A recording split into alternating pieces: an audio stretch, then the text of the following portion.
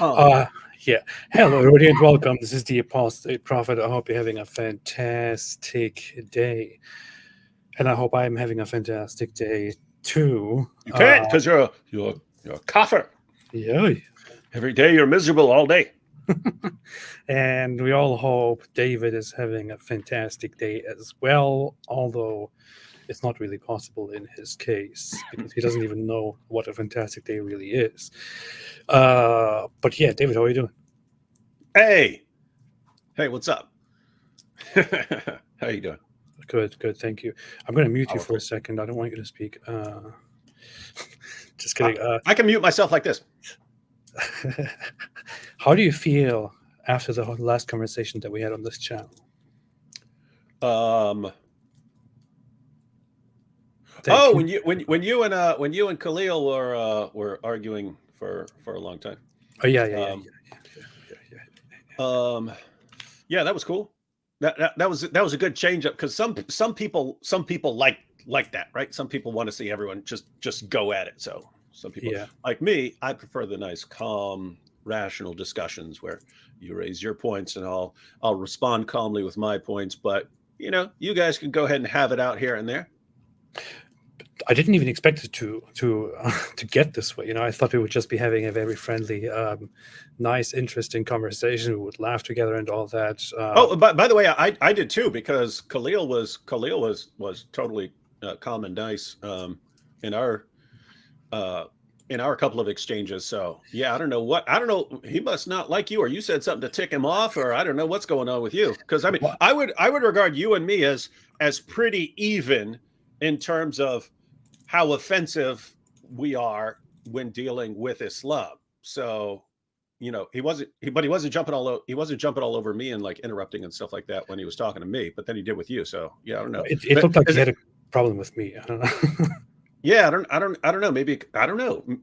I don't know if he's got like less of a problem with Christians, or maybe because you're an ex-Muslim, or maybe he's just seen something from you that he didn't like. I don't know. I have no idea. We could ask him about it. I don't know. I even had a fellow professor who is in touch with him message me on Twitter afterwards saying, "Hey, I have no idea why Khalil interacted like this with you. He's normally not like that.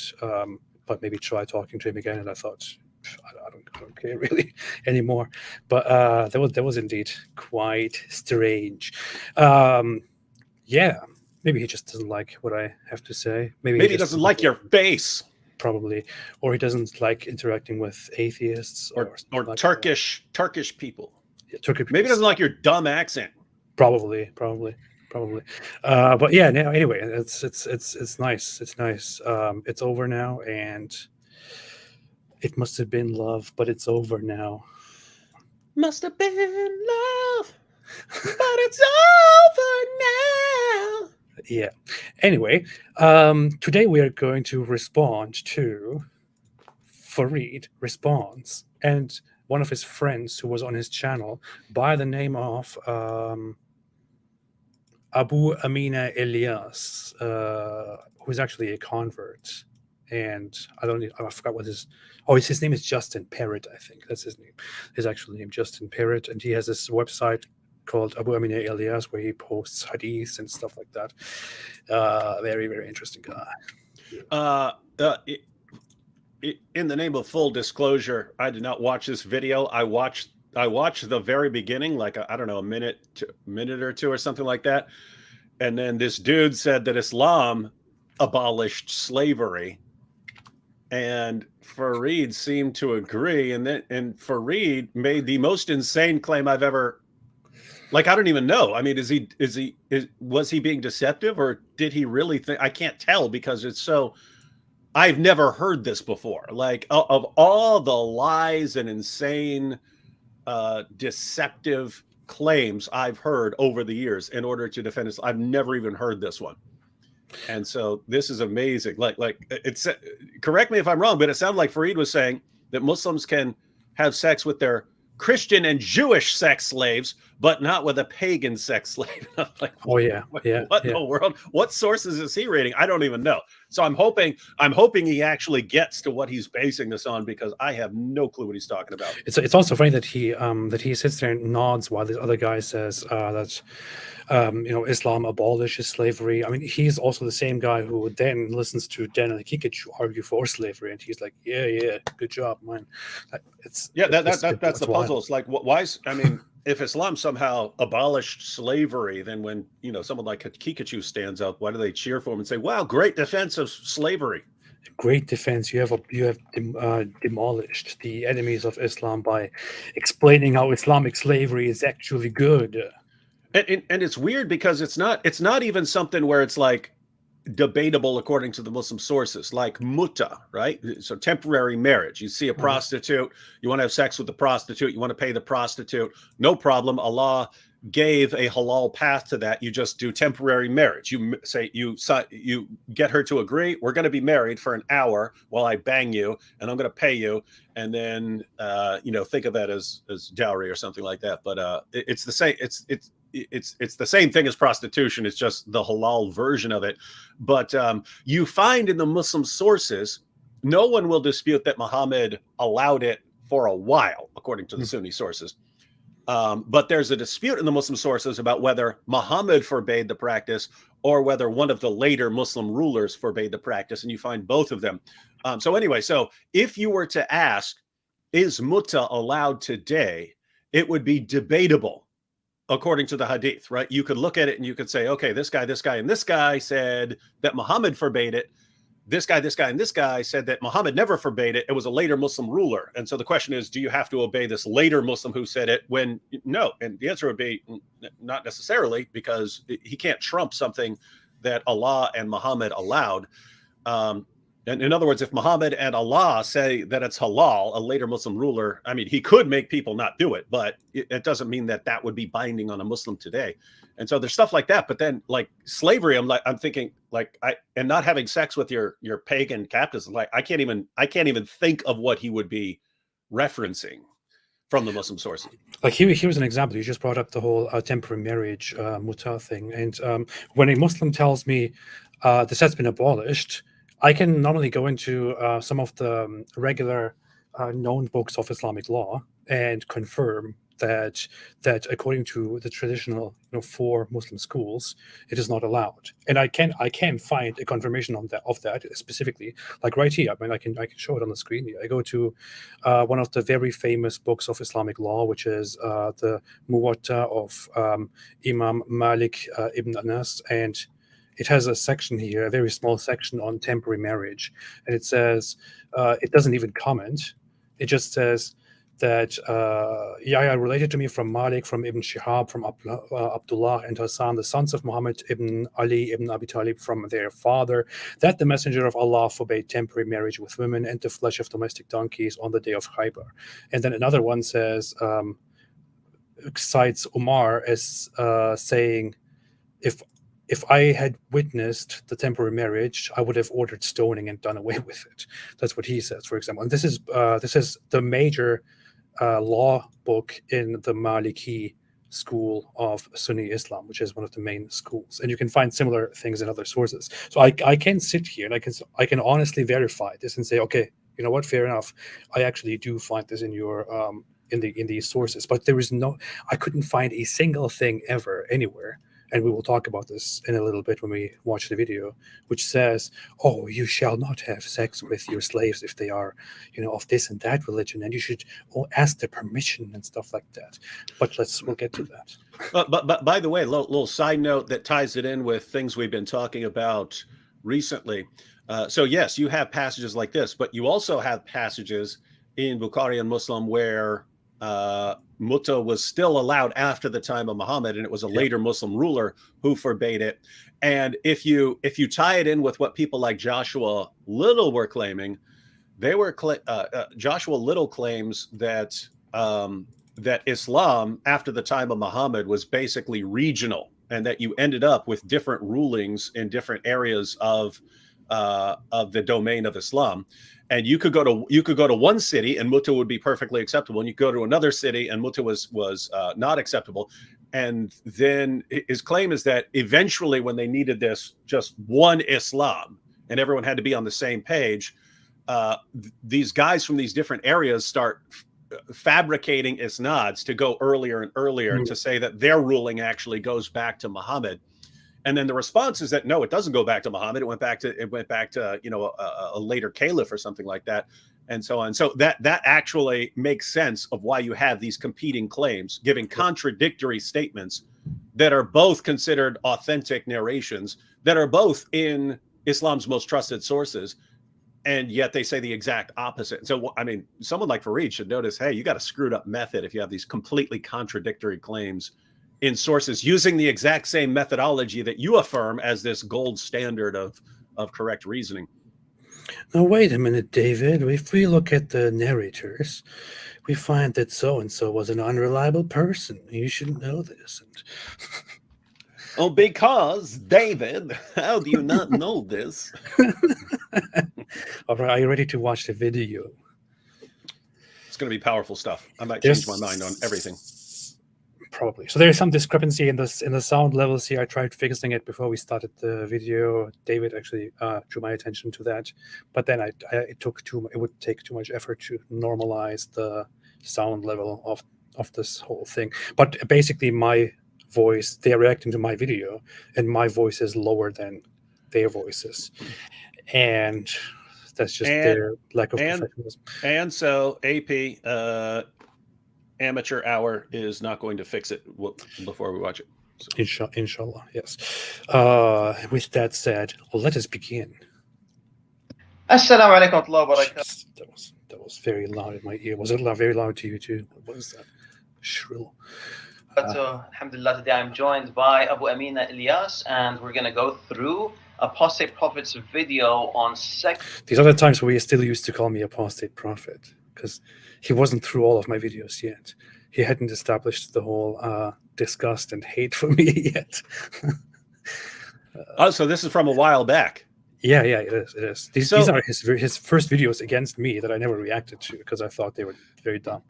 But, so that might explain why. I don't know. Did he just not know anything about Islam and he thought that you weren't allowed to have sex with a pagan captive, or was he just more deceptive back then? And he is supposed to be a scholar at this point, at the publishing of this video, right? He's supposed to be or at least a student of knowledge on Islamic science, hadith science, and stuff like that. So he shouldn't be saying nonsensical. But by the way, we always forget to credit Fareed when we're talking about the holes in the narrative stuff. But he was the one. Wasn't he the one who was behind the scenes that caused the entire holes in the narrative problem? Like, yeah, he had seen some chat with Yasser Qadi where Yasser Qadi obviously didn't believe in the perfect preservation of the Quran, and Fareed knew he was putting on like these two faces, and so he started exposing him that he has these problems behind the scenes. And then Muhammad Hijab thought, oh, I'll fix this, I'll get him on my live stream and he'll explain everything and then it'll be perfectly clear. And it was like the biggest disaster in the history of Islam. Thanks for Raid. You're doing a bang up job. Yeah, fantastic, very, very well done. He started the whole holes in the narrative. Great. That's what Fareed does. He just starts a bunch of doubts in the community, and terrible. Yeah. Slavery in Islam. Abu Amina. Assalamu alaikum wa rahmatullah. Good to see you, akhi. Habibi, yalla, let's get to it. Habibi, yaki. Common sense. If you have non-consensual sex with a woman, no matter who she is, that is rape. These are times where I was still talking. I couldn't speak proper English. If you have a servant at home and you think you can just make her have sex with you because she is your servant, that. Okay, so yeah, you do sound different. That's funny.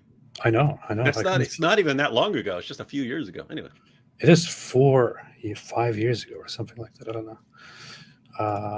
Picture right here is pretty dishonest because nobody says that you're allowed to have sex with your maid, or at least nobody of any repute. No Muslim scholars say to have sex with your maids. So slavery has been abolished, and that was done according to principles of Islamic law. And if you're interested What? in that story, What? There's so much stuff here, but What? it's already. He couldn't say one sentence without being totally wrong. And he's reacting. I mean, I'm just counting things. Like I'm just counting stuff that is considered rape. I'm not even coming to what is allowed according to Islam. I'm just counting things. And he's already like, this is very deceptive. In Islam, this is not allowed. I mean, learn to listen, man. But then he says slavery has been abolished.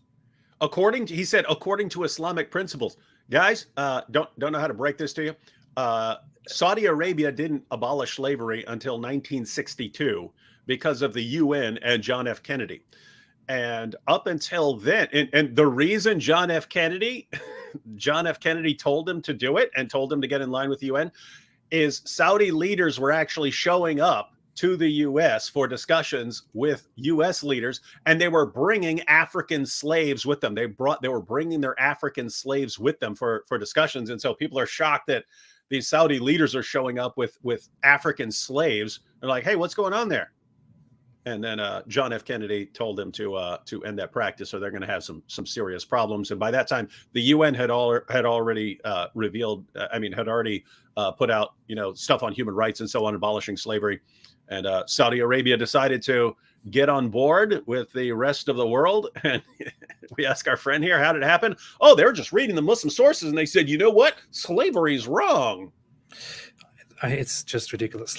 Slaves were still bought and sold quite recently on the main squares of Islamic countries and the empire. So and it still goes on. It still goes on in Saudi Arabia itself. You just got to keep it on the down low. Here's from the U.S. State. This is from the U.S. State Department in 2005. Saudi Arabia is a destination for men and women from South and East Asia and East Africa trafficked for the purpose of labor exploitation, and for children from Yemen, Afghanistan, and Africa trafficked for forced begging. Hundreds of thousands of low-skilled workers from India, Indonesia, the Philippines, Sri Lanka, Bangladesh, Ethiopia, Eritrea, and Kenya migrate voluntarily to Saudi Arabia. Some fall into conditions of involuntary servitude, suffering from physical and sexual abuse, non-payment or delayed payment of wages, the withholding of travel documents, restrictions on their freedom of movement, and non-consensual contract alterations. The government of Saudi Arabia does not comply with the minimum standards for the elimination of trafficking and is not making significant efforts to do so. In other words, it's still going on, and the Saudi government doesn't do anything about it, even though slavery has officially been abolished. This is just like when these countries make laws against child marriage, but people continue marrying children because it's allowed in Islam, and the authorities don't crack down on this stuff because they know they'd run into problems with the religious leaders who say, how are you imposing Western law on us? Yeah, which is of course a very terrible and Islamophobic thing to do. Mm-hmm. But I mean, you have some simple maps. I'm not sure if the information on here is entirely accurate, but just to give a quick example of when slavery is abolished by country, and there's a difference between officially abolishing slavery and banning slavery. So there's some of the data per country is discrepant, but you can see that here in some Muslim countries it existed quite far into the 20th century still, and it was only abolished under pressure from the West. From the West, it was still there. It wasn't. Muslims did not think, you know what, slavery is actually a terrible thing, and it's not in alignment with our Islamic values and beliefs at all. We should get rid of this. No, they were forced into getting rid of it. Basically, they were pressured into it. This is a quotation from Gerald Posner, who's a historian of Saudi Arabia. He says, Saudi Arabia didn't end slavery until President Kennedy asked them to. Every major Saudi family had one or more black slaves. You catch that? Every major Saudi family had one or more black slaves. The visiting Saudi rulers came to America and brought one of their slaves with them. That's when Kennedy asked them to officially abolish slavery, and they did. Why? Because you don't want to get on the bad side of the West when you come to depend on the West. Yeah, that is. So this dude, I mean, I actually have no clue what he's talking about. I mean, you can find passages about freeing a slave is a good deed in certain circumstances and stuff like that. But as far as like it just abolished slavery based on these wonderful Islamic principles, dude's in fantasy land. Yeah, I think that in the last caliphate in the Ottoman Empire, slavery was abolished in the 19th century. Although Wait, where? it still continued in practice in the Ottoman Empire. It was officially abolished in the 19th century, but it still continued in practice. And it was not abolished because of Islam. On the contrary, it was abolished by by political movements and groups within the country that wanted to push a reformation, modernization, and westernization of Ottoman law. So crediting Islam for the abolishing of slaves is just completely ridiculous. It's dishonest. It's false. Yeah. Called Islam and the Abolition of Slavery. It's Oxford University Press, and it explains the arguments that Muslims made to abolish slavery. And so there's no more slavery, and therefore there's no more concubinage. And you can't make this analogy with maids, and nobody says that you're allowed to have sex with your maids. So that's a pretty dishonest picture right there. There's also Yeah, that's literally what we just read from the U.S. State Department about what happens in Saudi Arabia, that people go there to be workers as maids. And I mean, how many times have we heard this story where someone from the Philippines or something like that goes to a Muslim nation to work and then finds out as soon as she gets there she's actually a sex slave? Yeah.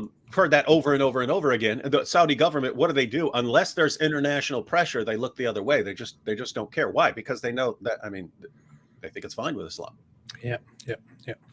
So anyway, point is, AP is not the one massively misrepresenting the situation with his picture of a maid here. Plus, I'm not even using the picture of a maid to say this is how sex slavery works in Islam. I'm just giving examples here at the beginning, and he's immediately jumping on it like, no, he's misrepresenting Islam. You see? It's weird. AP's a deceiver. Look at this grin on Fareed's face, like, look, and now we're really schooling the apostate prophet. I hope he doesn't come back a few years from now and quote the Muslim sources to show what liars we are. Oh, no. In my opinion. That is rape. If a woman depends on you in any way and you have sex with her without her wanting it, or despite her explicitly being against it, that is rape. Sex with prisoners. But what if her parents consent? Not free humans would be considered. Just for the sake of thinking, there are slaves who willingly entered into sexual relationships with their masters, and I would like to know if he thought that that was immoral if they consented to it. And it was also a way to raise their social status. Rape. So, I don't even.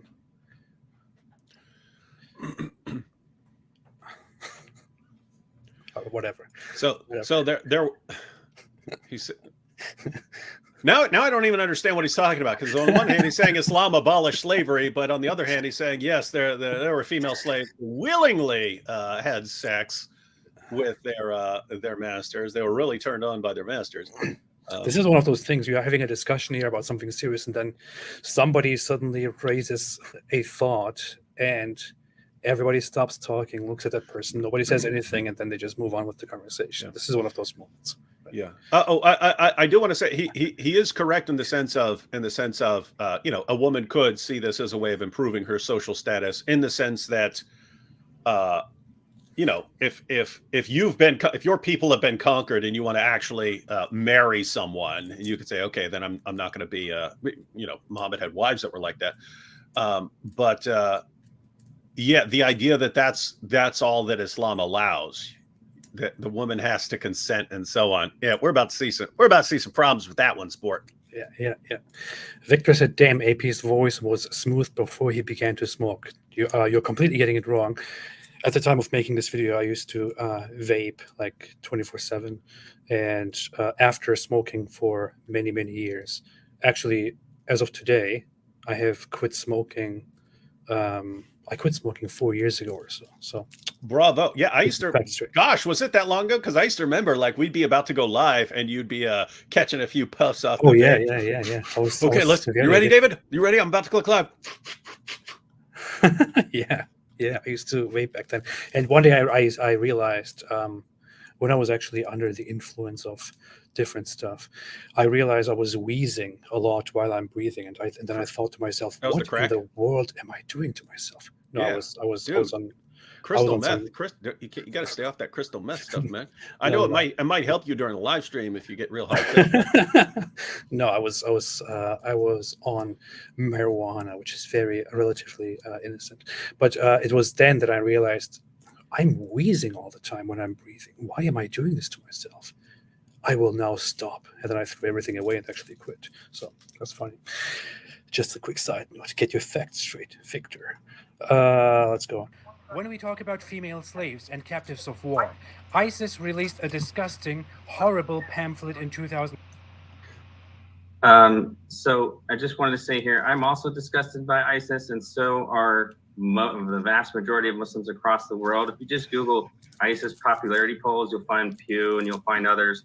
You'll find that they have very little to no popular support. They have almost zero popular support in Lebanon. Now, this is really problematic. It's what's funny is I'm not even giving ISIS here as an example for Muslims or all Muslims around the world. I'm just mentioning some important development that recently happened where ISIS did indeed publish such a pamphlet. But since he asks us to look at popularity polls of ISIS, I actually Googled it. And this is from 2015. It polls different countries and their views of ISIS, unfavorable, favorable, or don't know. It finds he is correct. In Lebanon, it's 100% unfavorable. But Lebanon is also a country that has a history with Islamism and is still, I think, majority Christian, and then Shia and Sunnis. They have a very complex makeup of people.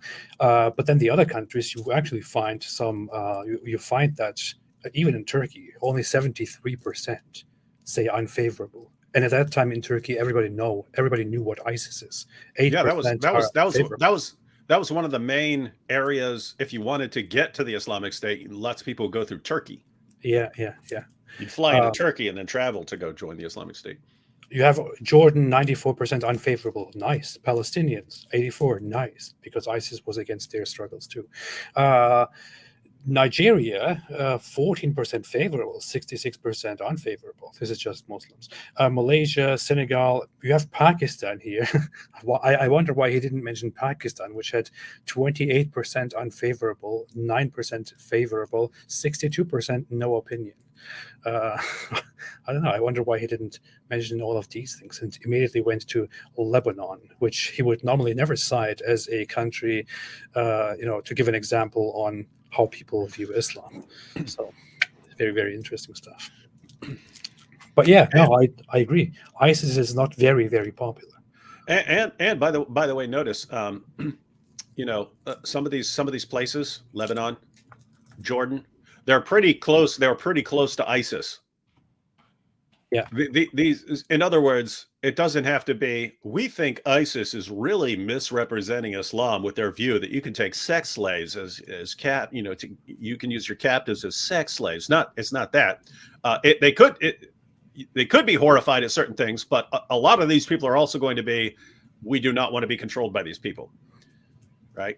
And notice the further you get away, so you go way further east, like in Pakistan, or you go way further west, like in Nigeria, and the further away you get from them, the stronger the support is. So the most vehemently opposed to them are the people who could have conceivably been brought under their control and they didn't want it. Yeah. One question raised was here. Morgan said ISIS was against the Palestinian struggle. Partially, they actually officially declared war on Hamas, I believe, at a time where they were quite successful and causing a lot of turmoil in the Middle East, but not because they disagreed with Palestinian independence, but rather because they disagreed with the Palestinian authorities and with Hamas, how they handle things, how they seek their way through their own authority or through secularization, things like that. Whereas ISIS wanted them all to unconditionally pledge allegiance to the Islamic State and become a subject of the Islamic State, and their refusal to do so ended in a war declaration against them together with Israel. So I think that's how it went. That's how I remember it. But yeah, let's get back to the video.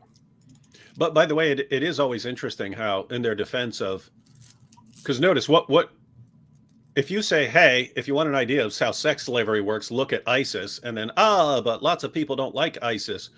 One, it's usually not because of the sex slavery, but two, I mean, on what planet is Islam's teaching judged by popular vote?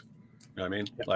Like if a bunch of Muslims decided that they can, they can pray to pagan goddesses, you wouldn't say, oh, okay, therefore it's fine because that's, so many Muslims think it's okay. Yeah. Messianic Apostate added ISIS was against Palestinian jihadist groups because they were nationalist groups. Probably, yeah. I think that was my understanding to an extent. They rejected all ideologies outside of the Islamic Caliphate and told them to join or to prepare for war.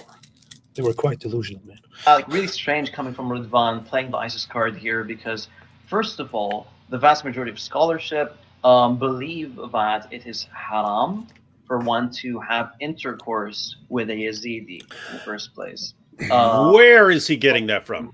For someone to have intercourse with a Muslim or a Kitabi. So he's saying the vast majority of scholars agree that Muslims are not to have sex with a Yazidi woman, because a Yazidi woman would be a straight up disbeliever as opposed to a person of the book.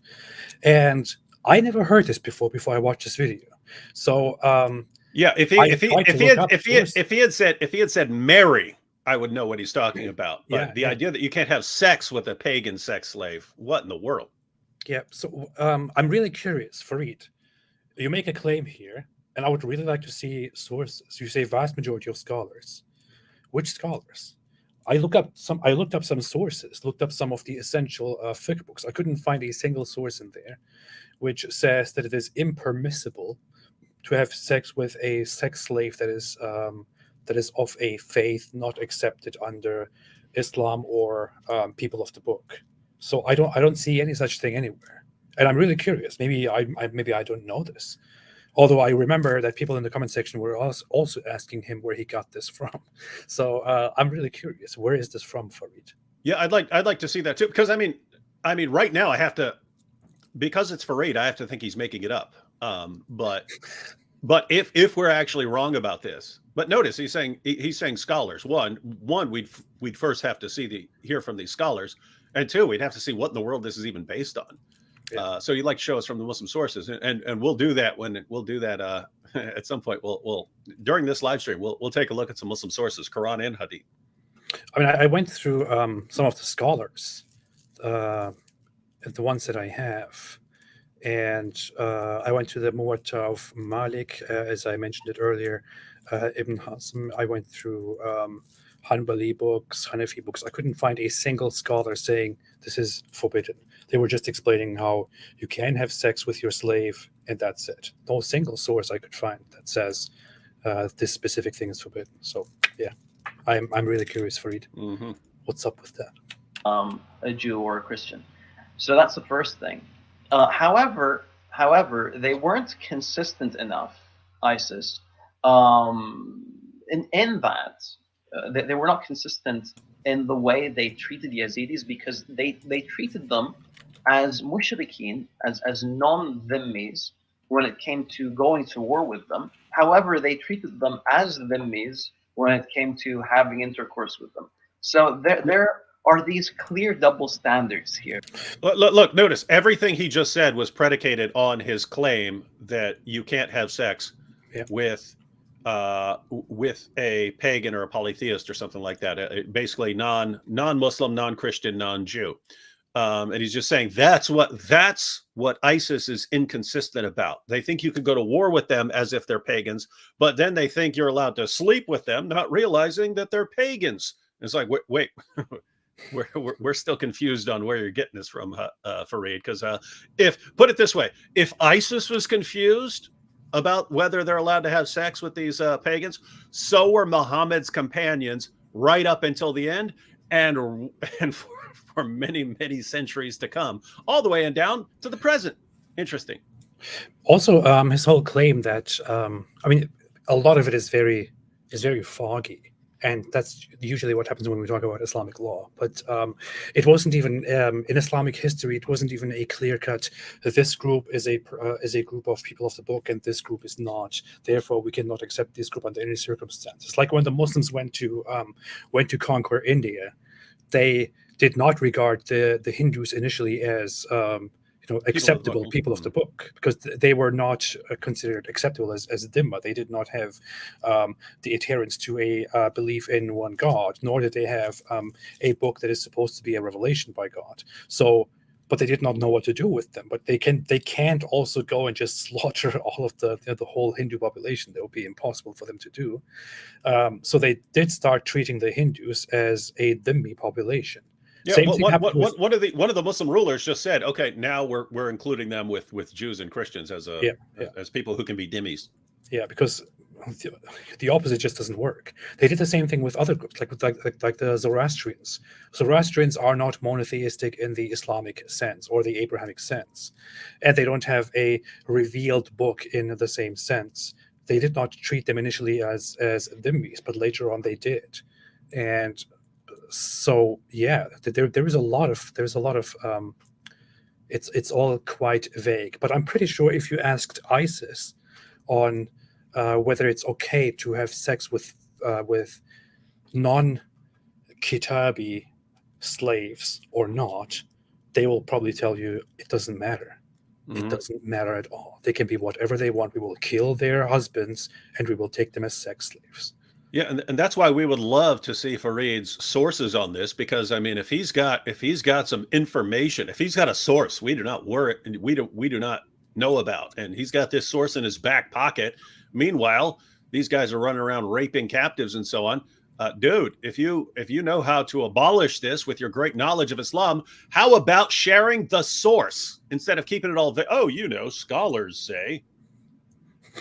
Give us the source from your prophet. Right? Yeah.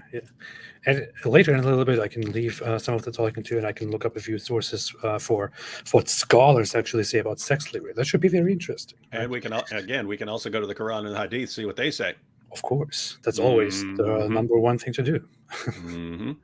All right, let's go on. And of course, as we can see, Ridvan is making use of that in order to attack Islam as a whole. Explaining how female slaves are to be treated according to Islam. It is truly disgusting when you read it through, but it was well sourced and explained that female captives are under complete control of their owners. Actually, it was not well sourced at all. I've actually downloaded the thing. It's like a page. There are barely any sources in the whole thing. But I can give some sources. I can't argue against that. I don't even remember what the pamphlet really said. I downloaded it back then, and I think they had an English version of it, but that was so you were citing an ISIS document or something like that? Yeah, I was citing an ISIS pamphlet which they published about how to treat slaves. Just to give an example of a current caliphate that takes Islamic morality on slavery and sex slavery, and actually makes a publication on that. Typical example. That's what I was citing, but I barely remember what it really said. But it was outlining these things on how the enemies of Islam are to be fought, their families are to be taken as slaves, and if the slaves then are the property of the Muslims, they own them and they can do with them whatever they want, but there are certain rules and so on. I don't know. Long stuff. But we will go in a little bit into all the sources from the Quran and the Hadith. Yeah, whatever. Yeah, good point. And also, his audience doesn't read Arabic, so they're not going to be able to. Right, he doesn't either. They're not So going to fact check that. If you are with Muslims and heretics, it is totally Islamic to take. Okay, so this is a point that I think needs to be said, because he's disgusted at the idea of taking prisoners of wars at all. And the Prophet. I'm pretty sure I never said that. in my in my video. I'm making a big claim here, but I'm pretty sure in my original video, which they are reacting to, I didn't actually say that I am disgusted by the idea of taking prisoners of war. Pretty sure that wasn't the case here, but this is a very strange reaction. Sallallahu Alaihi Wasallam said, "Istawsu usara khayra." He said, "I enjoin you to be good to prisoners." And then because of this, there were Muslims that they converted to Islam. They were idolaters. They were taken prisoner, and then they converted to Islam because they were treated better in Islam than they were by these idolatrous religion. Yes, look at this. I mean, I just wanted to look up my original video here. If you are in a state of war, Muhammad's rape culture. Yeah, that's. Hey, what's up with your awesome background? Is that a bed sheet? No, it was a white veil that I got online. Wait a minute. Wait a minute. Let me see. non-Muslims and heretics, it is totally Islamic. What is up with your shirt? Are those pajamas? Tribute the No. women among the Muslims, and to go. In my original video, I didn't say a single thing about how I'm disgusted that you can take prisoners of war or captives. So this guy is reacting to something that I never said, which is very funny. But man. No, yeah, there was an amazing shirt that I had back then, which had some play buttons and pause buttons and stop buttons on it. It's pretty cool. It was actually pretty dumb, but yeah. This is made clear in a hadith, which tells that the Muslims were in a fight, and the Muslims were refraining from having sex with the captives of war, because they were already married to the polytheist enemies. When they brought this issue to Muhammad, Allah suddenly revealed a Quran verse mentioning which women are forbidden to marry and to have. Okay, so in the commentary on this hadith, Imam Nawawi says, as we mentioned earlier, the majority opinion of the scholars that these women had converted to Islam and that they were not idolaters, and that was what allowed them to have sexual intercourse with them in this relationship. Now, first off, I'm not sure if it really matters whether these women were, Muslims or people of the book or not. The whole point is that Muslims can take female slaves and then have sex with them. But secondly, he mentioned as a source the commentary of Imam Nawawi about this specific hadith. Now, there is one available in English, one of the books that deals with matters like these. Another one is only in Arabic. I looked into the English one in detail, and I even came across a commentary on this specific hadith, but I couldn't find anything in there that says that scholars agree this is only for for Muslim women, for converts, and that you cannot have sex with the idolaters or anything like that. So I couldn't find something like that in there. So I'm really asking them to give me an actual source which says that, although I think it's quite irrelevant. So the 424 is on the screen right now. So are they talking about? Were you talking about the Battle of Hunain and Autas? Yeah, is that what? And they're saying that according to Imam Nawawi, these women converted to Islam. Is that what he's saying? Yeah. Was that the claim? Because we can go ahead and matter of fact, this might be a good time to pull up a. This might be a good time to pull up a hadith. I have this one hadith that I cited in the actual video on here. So the full hadith, as it says. Wait, scroll down. Oh, that's Sahih Muslim. Yeah, there's a good one in Sunan Abu Dawud. I'll send it to you. Okay, but let me quickly go to the hadith that this should be the one that I cited on the video, I think. Let me see. 1741, is that the one? 74, yes, this is the one. It says, Abu Sa'id al-Khudri reported that at the Battle of Hunain, Allah's messenger sent an army to Autas and encountered the enemy and fought with them. Having overcome them and taken them captives, the companions of Allah's messenger seemed to refrain from having intercourse with captive women because of their husbands being polytheists. Then Allah, Most High, sent down regarding that, and women already married except those whom your right hands possess. So they were lawful for them with their iddah period came to an end.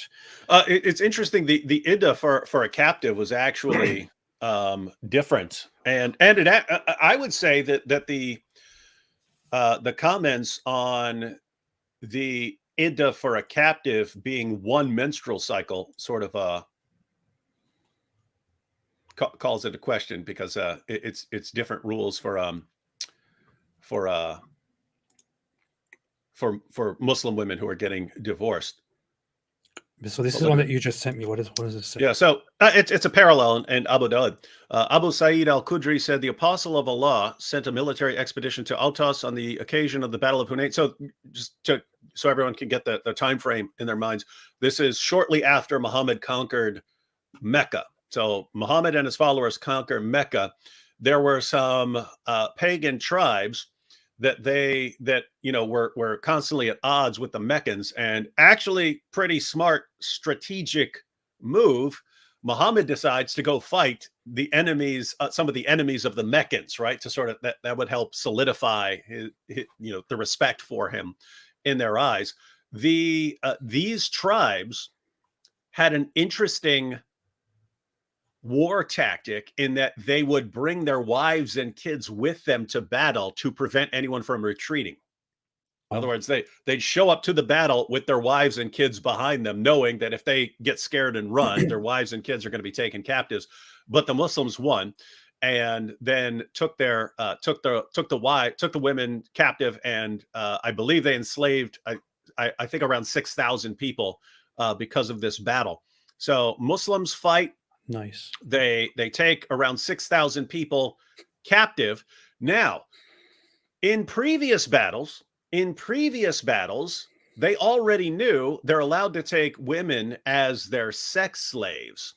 But these were battles in which they defeated their enemies. Men are dead, and they take the women then as captives.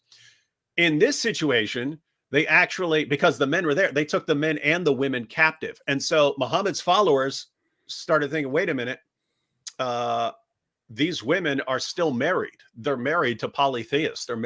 These women are married to polytheists.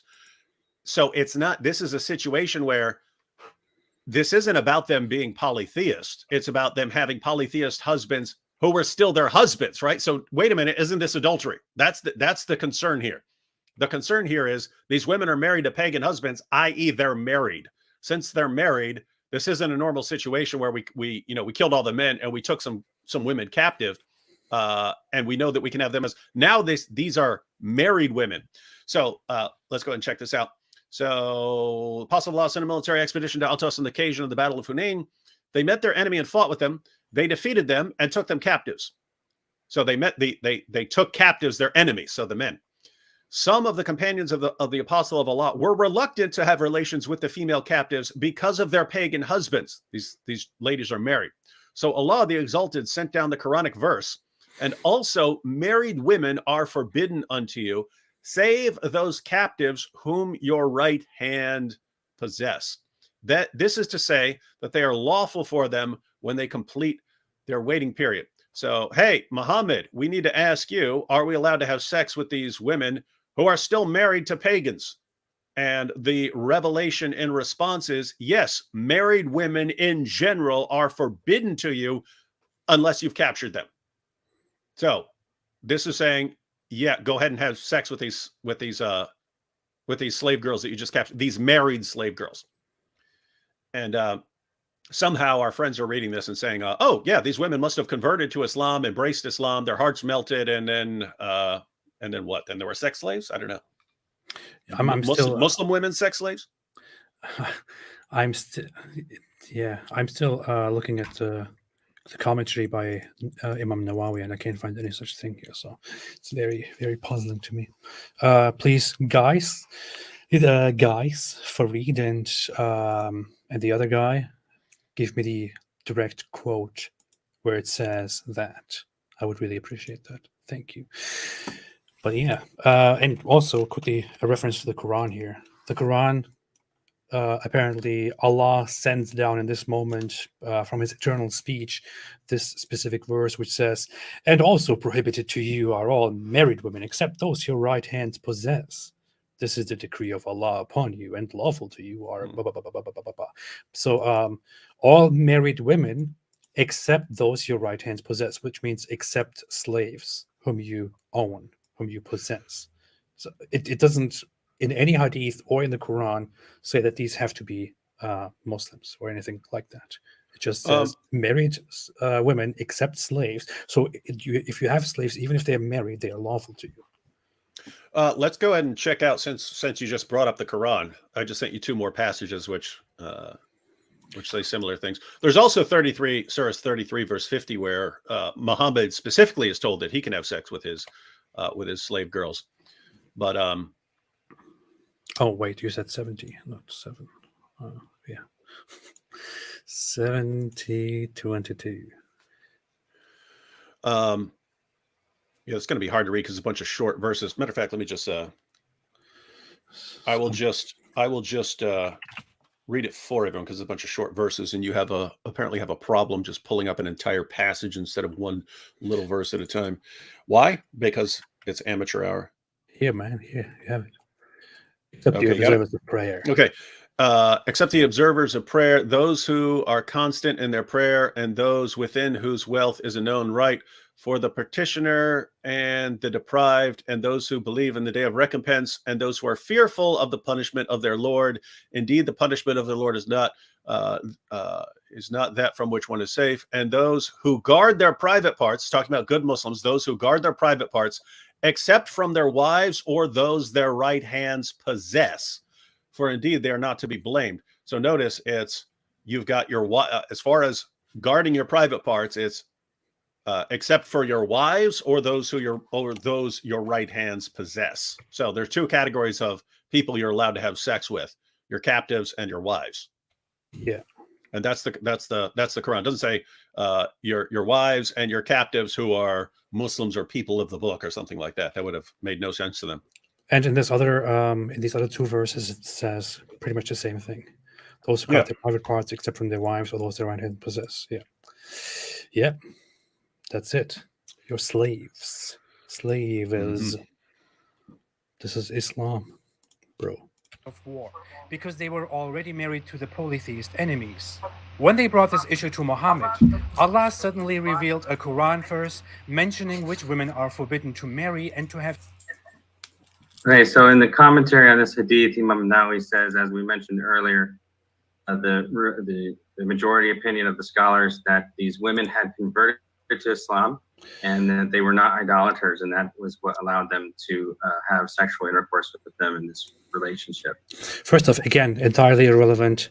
Secondly, please give me the source for that. Thank you. Yeah, I mean, and notice, guys, you have multiple issues here. One, whether Imam Nawawi says this. 2, whether the majority of Muslim scholars actually say this. And 3, what are they saying this based on?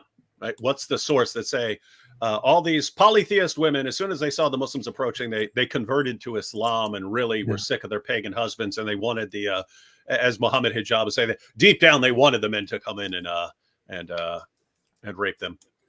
Yeah, thank you, St. Miles. Always appreciate you being here. See you again.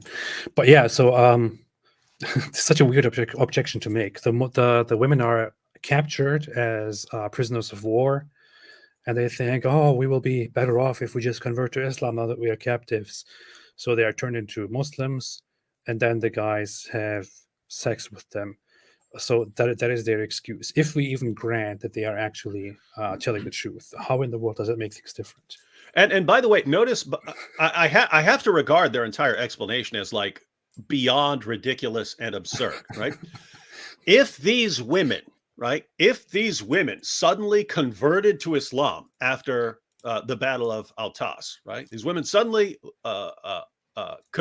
abandon paganism, convert to Islam.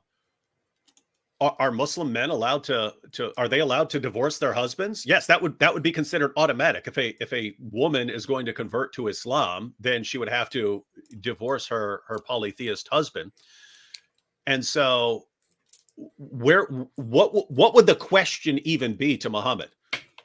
Notice, according to their theory right here, these women saw the Muslim army come up, and they said, you know what, we're done with paganism, we're going to become Muslim women. Okay, so according to all the principles that had already been laid down in Islam, would these men be allowed to take these women as their own, at that point? Yeah. What would the dispute be? What would they be even asking about? Right. And why would Allah need to reveal, oh, you can't have these, you can't ordinarily have married women, but in this case, it's okay to have sex with married women. Why would he need to, why would that be an issue? Because according to their theory, these women converted to Islam, they would have divorced their husbands. What's the question? And yet they still come to Muhammad. Hey, what about these women who are married to polytheists? Wait, I thought these were Muslim women who wanted to leave their husbands. What are you talking about? That was easy, right? They could just divorce them. Then they would have a little waiting period, and then the men could have sex with them. There is zero dispute here. And in other words, according to these guys' theory, for reading this other guy, there should have been no dispute. It would have been obvious. Look, the women have converted. Now we can go ahead and take them as our own. But that's not what's said. That's not what the sources say. They're specifically asking, what about these women who are married to these pagans? What do we do? That's the question. That makes no sense if these guys are right. So yeah, we'd have to see your sources on this, because I'm not buying it. Yeah, on the side, I'm still looking at Nawawi's interpretation. I don't see any such thing. So yeah, whatever. He mentioned some book. So maybe it's, I don't know, maybe it's in there. He mentioned a book on how Islam abolished slavery, which is going to be, I mean, that's got to be hilarious, the fact that someone even made that book. But so again, instead of viewing this as, the Muslims are stealing these women away, actually, these Muslims were taken from a misogynistic, idolatrous culture that literally treated them like property, and they were brought into the households of Muslims and became part of their family. Where are you getting this? Show us this. This guy has this convert syndrome where now I can just make up anything I want about how great Islam is. So those idolaters were apparently very, very misogynistic, right? They were very misogynistic, and the Muslims, they were totally like women's rights activists. They were known for for always being for the rights of women. So they took them in and were like, "Hey, dear slaves, who belong to us." In that other group, you were treated like dirt. You were treated like objects. Now that you are our objects and in our possession, we want to make you feel right. So please go and convert to Islam so that I can have sex with you abundantly, as much as you never had before in your life with your misogynistic husbands and your society. And by the way, it's always interesting, like the level of narcissism of guys like this. AP, if we wanted to know what Islam is really like for women in that time, for that century, whom should we listen to?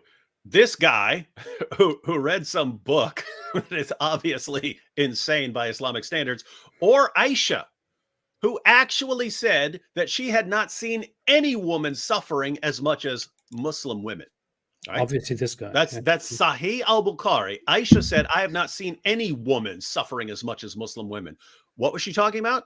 She's talking about Muslim husbands treating their wives worse than pagan women or Jewish or Christian women. So how do you get this? So Aisha is seeing all this first person. She's seeing Muslim husbands beat their wives until their skin literally was green from the beatings. And she says, my goodness, the pagans don't even treat their wives this bad. This guy comes along 14 centuries later. You know what? The pagan women, they just saw how great Muslim women have it. What with their green skin being beaten till their skin turned green by their husbands and so on. And then you have all the divine revelations saying you can beat your wives and plow your wives however you want because they're your tilth for sowing your seed. The pagan women just said, oh, wow, this is so great. Let's convert to this, even though no one's going to mention that we converted. And this is how they decide things. I mean, to put it this way, Fareed should know better than this. Fareed should know better. So I don't know what in the world he's thinking here. Yeah, I wonder if Fareed would also join this conversation and say, yeah, Islam was against misogyny. This other pagan group, they were very misogynistic. They treated women like possessions, whereas Islam came and gave women rights. In fact, Islam was very feminist. What in the world? Muhammad was the greatest feminist of the ancient world. This is ridiculous, man. It seems to be, it seems to be parallel to like how they treat Andrew Tate and Sneeko, in the sense that we don't want to actually tell you the truth right now because it's going to make you leave Islam, and therefore we'll let you keep up with your adorable little claims for a while. Yeah, yeah. I was just looking up different sources, and I came across this completely unrelated, but I find it always funny. This hadith which says, "I was thinking of forbidding rila, which is having sex with a woman who is breastfeeding, until I remembered that it is done by the Persians and the Romans." So, and one of the narrators said, because he saw that it doesn't harm their children. So Muhammad is here, the legislator who comes in the mission, who is commissioned by Allah to deliver the divine law to the Muslims. He says, "I wanted to forbid this certain thing, but then I noticed that Persians and Romans are also doing it, and nothing really happens. So that's why I decided not to do it." What interesting, right? Yeah, and what's interesting is if he had forbade it, in other words, if he wasn't familiar with it not affecting Persians and Romans, then he would have forbade it, and then Muslims would say, "You see, this is from Allah," and it's clear because there are a bunch of passages. It's a like miracle. this. Yeah. Someone should put all of these passages together into a long video. All the passages where Muhammad's trying to come up with his ruling on something, and he gets something from the Jews. Yeah. Or he gets something from some other group, the Persians or the Romans or something, because this happens a lot where I'm about to decide this. Oh, wait, what do the Romans do? Oh, okay. Yeah. Let's go with that one. And this is the guy who's supposedly, like divinely inspired. Divinely inspired. Yeah. I mean, don't Muslims read this and think, wait a minute, this doesn't make sense. How can he make laws? How can he forbid things or allow things explicitly because he sees other people doing it or not doing it in his own environment when he is supposed to just forbid and allow whatever Allah forbids and allows? That doesn't really make sense. Is he Allah, or are the Romans Allah? Are the Persians Allah? We will starting to look like that. Starting to look like they're the true partners of Allah. Yeah, terrible. Yeah. Okay, so that's what actually happened, and not this narrative that he's just completely whitewashing the aggression of the other side and all the atrocities that they. I'm not even saying anything. I'm just reading the source here. Yeah, well, you're whitewashing everything by quoting the Muslim sources. Don't you know you're only supposed to listen to a Western convert who heard it from some book who supposedly cites scholars which can't, and yet we can't give any sources for it? Don't you know how things work in Islam? Something very weird just happened to your sound, and you sounded like you were speaking to us from a different dimension. Was it? Check. But then it changed to normal again. I don't know if that was just me. I don't know if I'm high, or if this was if everybody just heard that, but that was very strange sound. You're strange. Did against women. These women converted to Islam, and then they chose to have these relationships with the Muslims. Can we get one source on that? At this point, he's stating it as fact, and we still have not seen a source for it. Now, by the way, notice if there was an actual Muslim source on it, wouldn't it be okay? Sunan Ibn Majah, number such and such. This is where this is what says it. Yeah. People are saying that Jibreel or Satan is messing with the stream, but everybody else heard it too. Yeah. Allah has spoken. Sarah said you are getting a revelation, AP. So yeah, that might be it too. Women. It's a narrative that he's just completely whitewashing the aggression of the other side and all the atrocities that they actually did against women. These women converted to Islam, and then they chose to have these relationships with the Muslims. They chose. Oh my God, this is disgusting, man. I mean, notice, it's one thing to just make up stuff, but it's another thing to sit there as this smug convert scholar who wants to come and school the Islamophobes who are lying about Islam, and then to sit there and be like, yeah, no, he's completely not mentioning the fact that these women were treated terribly by the polytheists, by the pagans, and Islam came and it treated them so well that they willingly converted to Islam and offered themselves as sex partners to the Muslim captors. Where in the world are you getting this from? Yeah, you're stating this as fact. We're saying we have no clue where you're getting this from. Like from as far as the Muslim sources are concerned, if you've read some book claiming this, that's great. But we can read Muslim books that say all kinds of things. They that are wanted meant- to be raped. They wanted that to are- become Muslims. They wanted to Yeah, be no, raped. that's the other They thing. loved it. Notice it. That's the parallel with Muhammad hijab. It's all these women are just waiting for Muslims to come along, and then look, Muslims, they're so dreamy, and they're waiting to be conquered by the Muslims. It's like, dude, can you give us a source on that? Please give before you state it as fact. Please give me a source. I mean, and then they sit down here and accuse me and others of making things shame on up, you. of twisting things, taking them out of context, not using sources. Seriously, man? Notice you're the only one so far that's actually quoting sources, right? I know. I know. By the way, small detail here. I believe certain anti-Muslim women would wish they lived in the medieval period, a period where if a war was won by the opposing side, it was conventional that people could be taken as booty. Not in Islam. Some historical accounts actually say some women would dress up for the capture. This is what Muhammad Hijab says. He thinks that certain anti-Muslim women actually want to be taken captives by wonderful, strong Muslims like himself. So, yeah. Source Muhammad Hijab's sexual fantasies. And yeah. Are you saying that these marriages were annulled due to their conversion to Islam, or? Oh, interesting. Yeah, because their husbands were idolaters. I see. And okay. so because a Muslim woman cannot be married to an idolatrous man. Right. So marriage is Then what was the question for? Okay, but where what exactly? was the question for?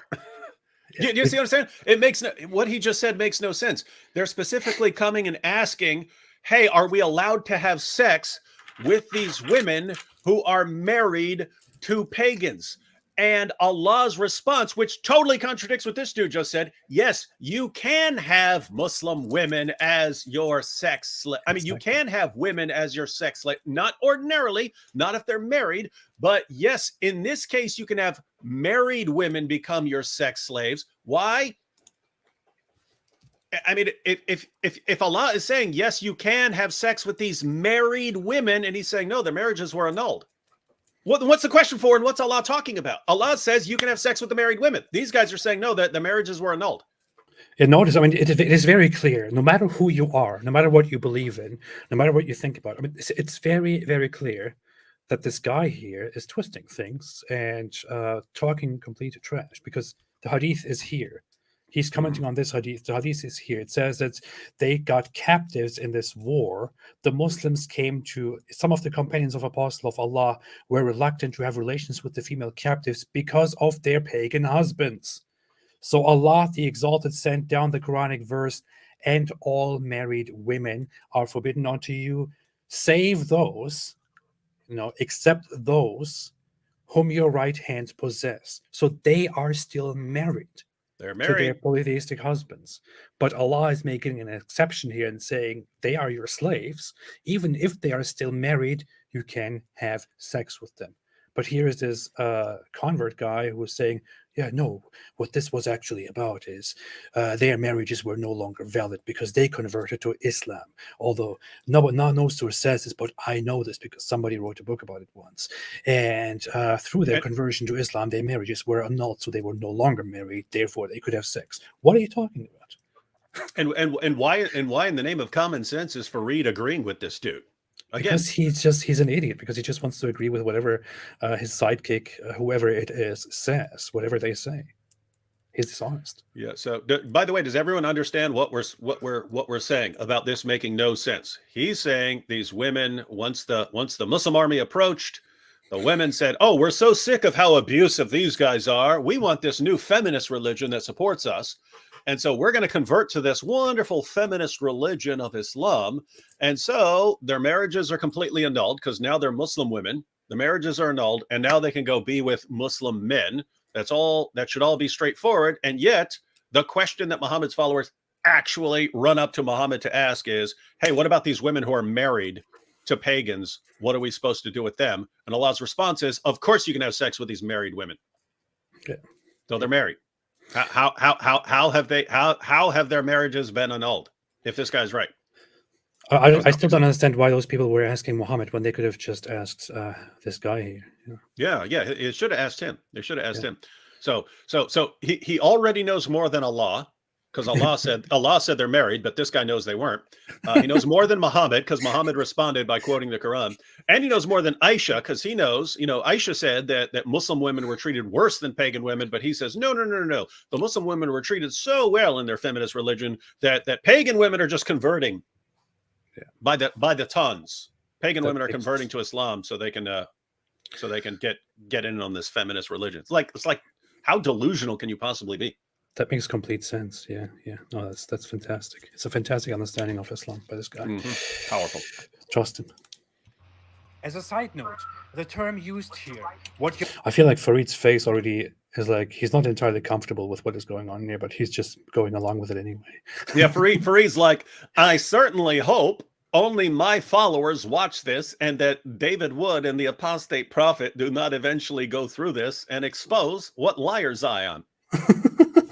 Yeah. The right hands possess is a direct translation of the Arabic and so this is an interesting point. So if you go, we'll go to the Quran first, and you see that Allah commands ihsan towards the mamalakat aymanu. I say these are those under the stewardship of your right hand. Allah says to treat them with ihsan, which is to treat them with the best way. And then if you go to the comments by Al-Qurtubi in his tafsir, he talks about how this phrase means. Notice, I don't want to nitpick here, but there's absolutely no need to use the Arabic word here. You can just entirely explain the whole thing with English terms. There's literally no point at all in using the direct Arabic translation of whatever you're trying to say here, but whatever, man. That you treat them with justice, you treat them with gentleness, and that the phrase conveys a sense of honor because the right hand is supposed to be honorable, right? So it's an expression, and it doesn't just mean slaves. It means people that were under the custodianship of your right hand, and that was tempering the language that they used to use, because they used to just call people slaves and treat people very poorly. But this language that the Quran uses was reversing that. So I don't know if this is just so stupid. I mean, it just sounds like this guy is a traditional Muslim student who also tries to combine his understanding of traditional Islam with his futile attempts to make Islam look as cozy and nice and modern and loving toward women as possible. I do think that I have heard before the explanation that there is something honorable about the term "your right hand possess," but this is definitely not the most well-known understanding of what that means. The most well-known understanding of it is actually very simple. Your right hand possesses something. That means your hand rightfully possesses whatever it possesses that is yours. It could be an object, it could be a human, it could be an animal. That is your property. You own it. So that just means very simply what you own. Those people that you own. The Quran just uses it in such a term. And when I go through the sources of Islamic scholars who comment on the term "what your right hand possess," the dominant view is that that this is the Quran's way of describing your possession, slaves, what you own. But this guy is picking an idea that that might be an opinion, and then he immediately goes to that. He cherry picks that one and presents it to all of us to show, look, Islam is actually very nice. And then it doesn't even matter. It doesn't even matter. This is just a very slimy way of whitewashing and sugarcoating something terrible, where he says, oh yeah, no, we do own them and they are our possessions and we can use them as we wish. But it's described in an honorable way. It's just slimy. How about we read a few sources real quick? Sure. Yeah. Just so we have these in mind. I'll just pull them up. We'll just read them real quick. We don't need tons of commentary. I got him here. Coitus interruptus, ladies and gentlemen. That's Azel. Yeah. So that is when that's when you have sex, but then you pull out right before doing something that could impregnate a girl. So this is Sahih Muslim. Jabir reported, we used to practice azl during the lifetime of Allah's messenger. The news of this practice reached Allah's apostle, and he did not forbid us. There are passages where he frowns upon it. He frowns upon it not because he is against having sex with slave girls and then, pulling out at the last second. His only objection to the practice is that you seem to be trying to control who's going to be born. And his view is any child who's going to be born has been destined by Allah to be born. And so you notice, by the way, this is massively unscientific. He thinks that whether you actually ejaculate inside a woman has nothing to do with whether she gets pregnant or not. Let's go ahead and read some of these. Abu Sa'id al-Khudri, this is also Sahih Muslim. We took women captives and we wanted to do azl with them.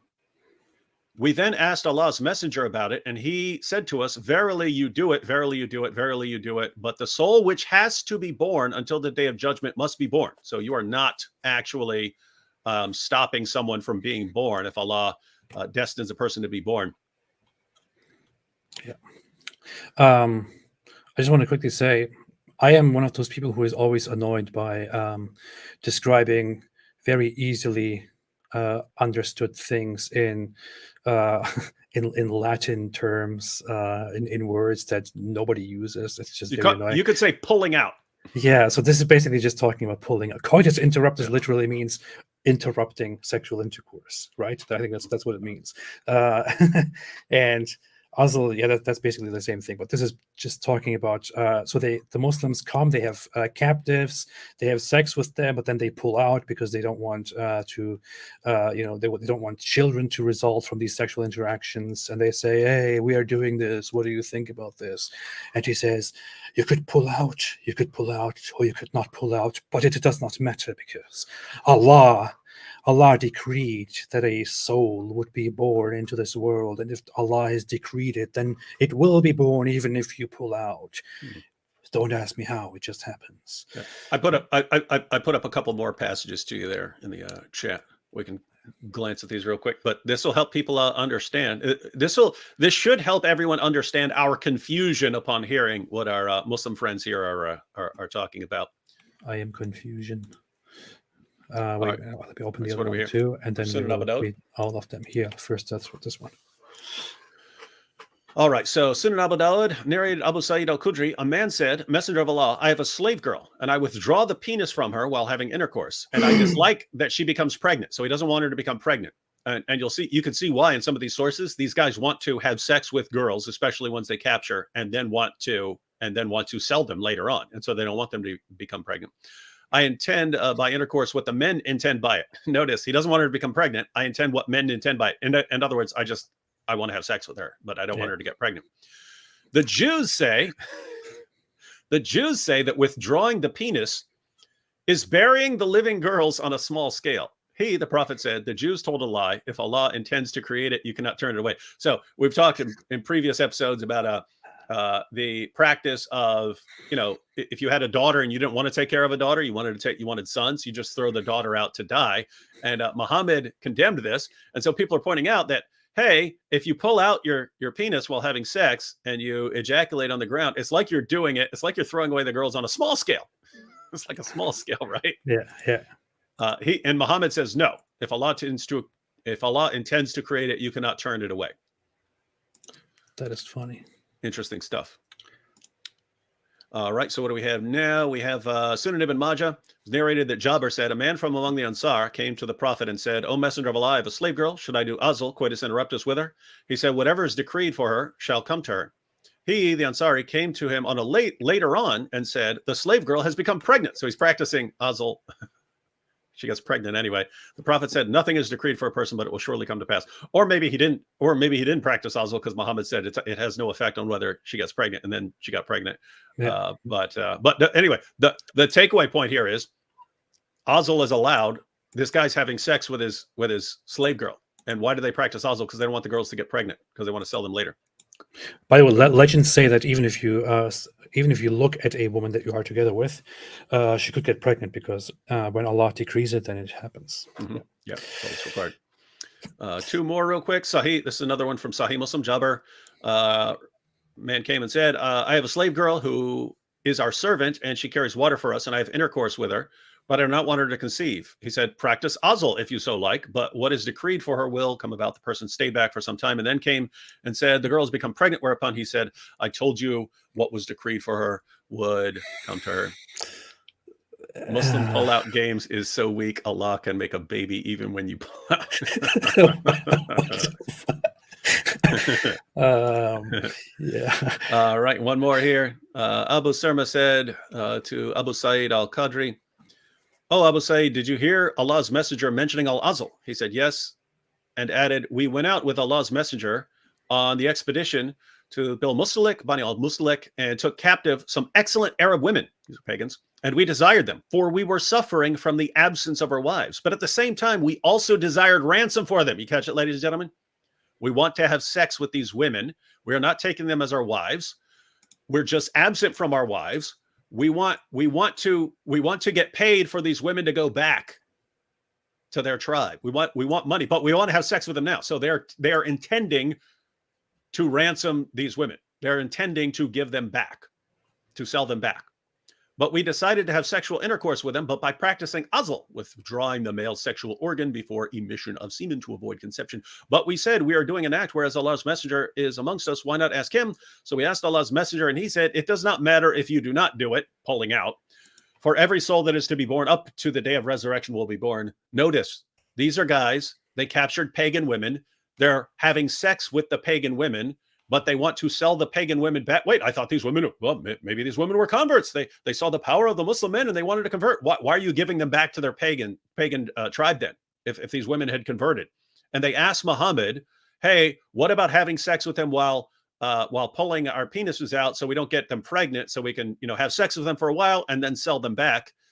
And then his only objection is to them thinking that they're controlling who's born and who's not.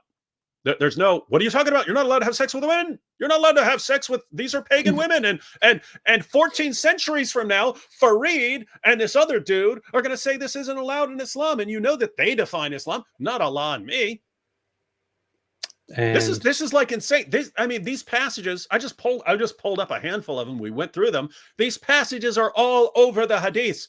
What are these guys reading that they think Islam doesn't allow any of this?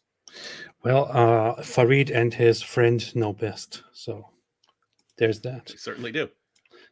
I said a Muslim can have sex with his female slave. Some moderate Muslims take a hadith and try to explain that it's actually not allowed. It is one specific hadith. Did you hear how I pronounced allowed back then? Terrible. Which explains that your pronunciations always suck. I remember like 8 times I heard you say conquered. Yeah, I sometimes still say it. Conquer. Yeah, conquered. The Muslims came in and conquered their enemy, because that's how it's spelled, right? Yeah, that's exactly how it's spelled. But I learned most of the words that I learned from reading them, not from speaking them. So that is that. Just so everyone knows, that is the response. It's when you hear someone mispronounce a word, don't make fun of him because he probably got that from reading, right? And that's good. So it should be okay. Yeah. His wife's female slave, and that Muhammad ordered to punish him. That's very dirty, because the hadith talks about a man having sex with That's very dirty. Okay, I'm really glad that you brought this up, because this actually explains the issue pretty well, especially Moklin's comments on it. So if you look at the narration of Salama, when this happened, the Prophet ﷺ heard that this man had sex with his wife's slave. He ﷺ said in this narration that he has to pay for the slave. But if he had forced her, means if he had forced sex upon her, then the slave is free and he has to pay the fine. Okay, so follow my logic here. So if he had consensual sex with that slave, he has to pay the fine. If he had forced sex with that slave, she goes free to pay the fine. Okay, so that shows you that the forcing of sex onto the slave is something that's wrong in itself. If X is bad and X plus Y is worse, then Y is bad. No, it does not at all. I don't know if people could follow what he actually said, but what he says, let me pull up the narration actually. This is about, I think I had it open here before. But so the source that I mentioned is that a man has sex with his wife's slave, and it is then said that if he forced her, he's supposed to. Wait, let me pull this up here. David, is there anything you want to say quickly before No, pull I this up? just that we apologize to everyone for this being complete amateur hour yet again. Yeah, While yeah, AP is looking up random sources. yeah, terrible stuff.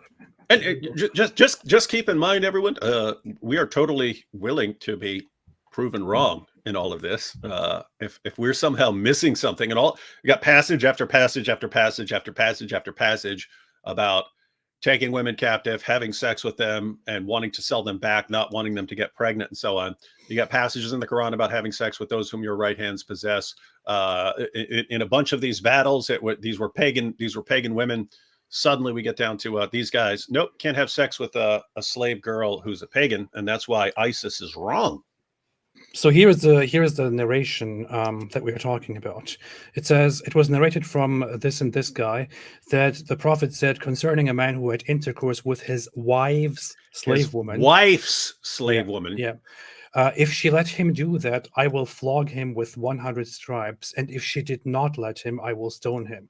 But this is just one version. According to the others, it says, for example, here, with his wife's slave woman, if he forced her, then she is free, and he has to give her mistress a similar slave as a replacement. If she obeyed him in that, then she belongs to him, and he has to give her mistress a similar slave as a replacement. So what is happening here is that this guy is having sex with a slave that he himself does not own, but that his wife actually owns.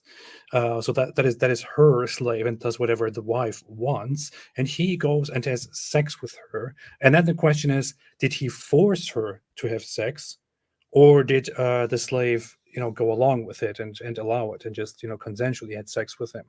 Depending on what is the case, he will receive a punishment, or he will keep or give the slave.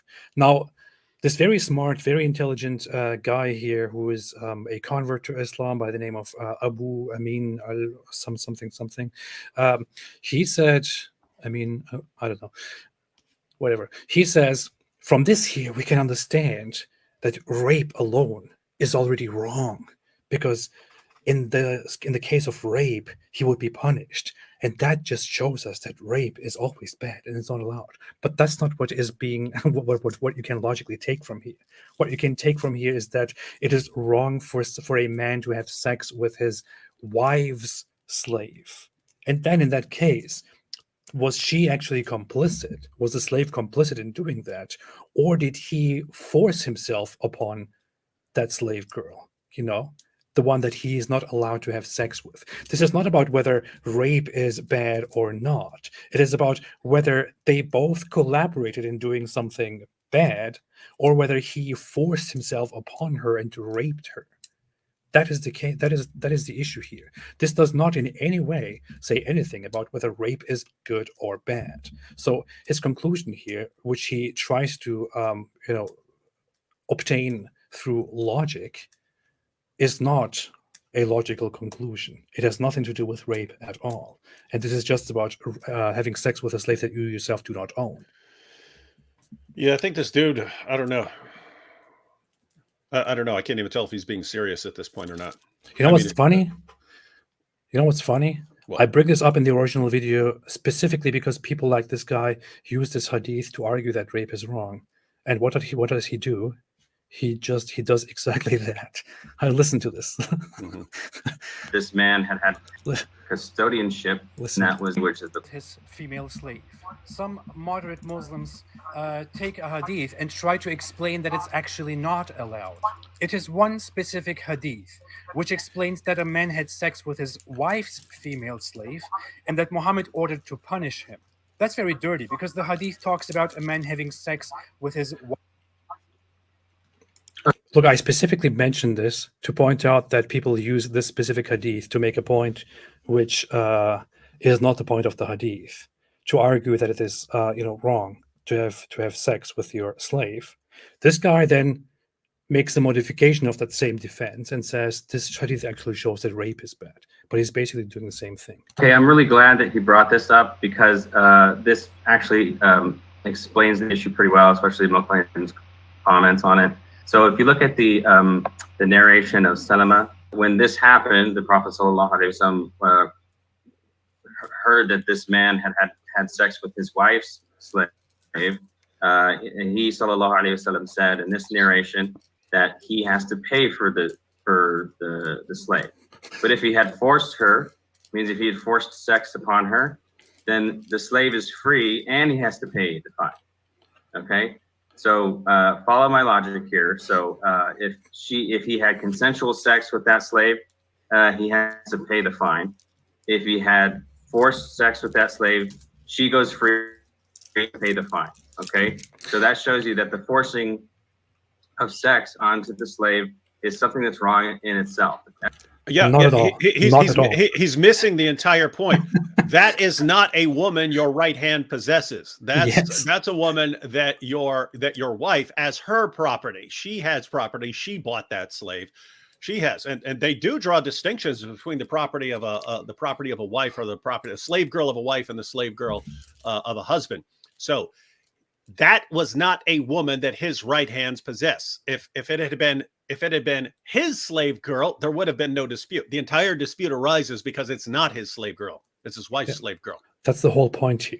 That is the whole point. And that is it that he himself forced himself on his wife's slave, or did she actually participate in that specific illegal act?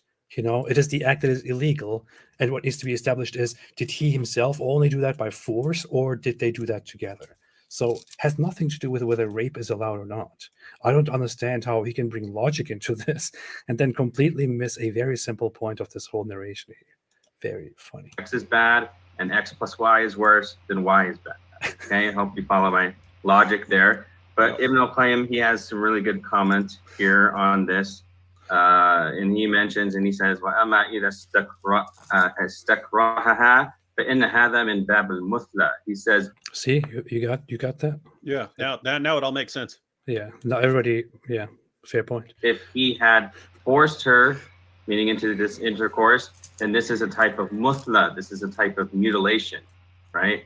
فَإِنَّ الْإِكْرَاهَ عَلَى الْوَطْءِ muthla. He said, إِكْرَاهَ عَلَى الْوَطْءِ muthla. Okay, the forcing into intercourse is an act of mutilation, and then he says it's jinaya. It's a criminal offense, and then it deserves a fine or a punishment. Okay, so that's very explicit there that you're just not allowed to go and just rape your slaves just like that. Wrong.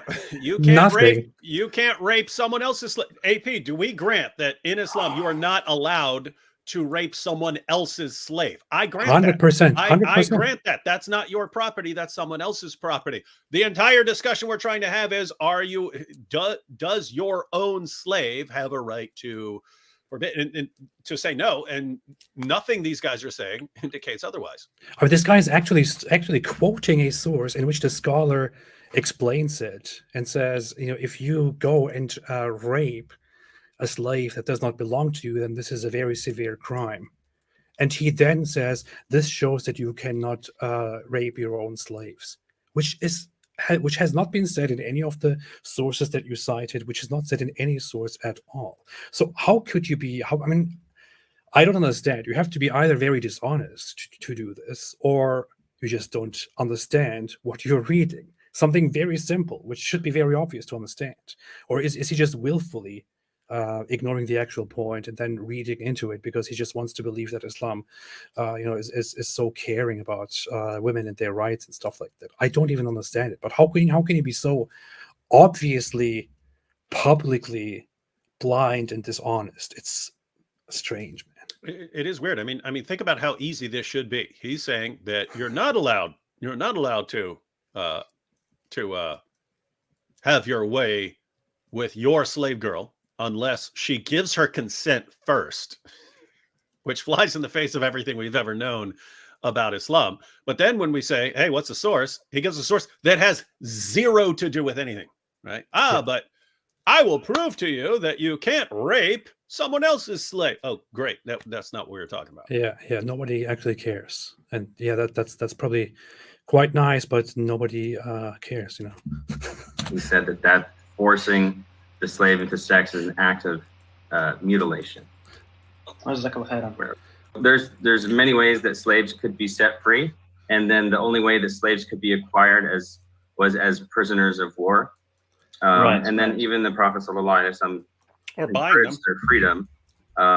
So what is happening here is he's restricting the source of slavery, and he's expanding the ways of emancipation. And so I don't even understand what this whole argument is about. They say Islam actually restricts the ways of enslaving people. It restricts them to only taking prisoners of war, and turning them into slaves, or, by the way, buying and selling slaves.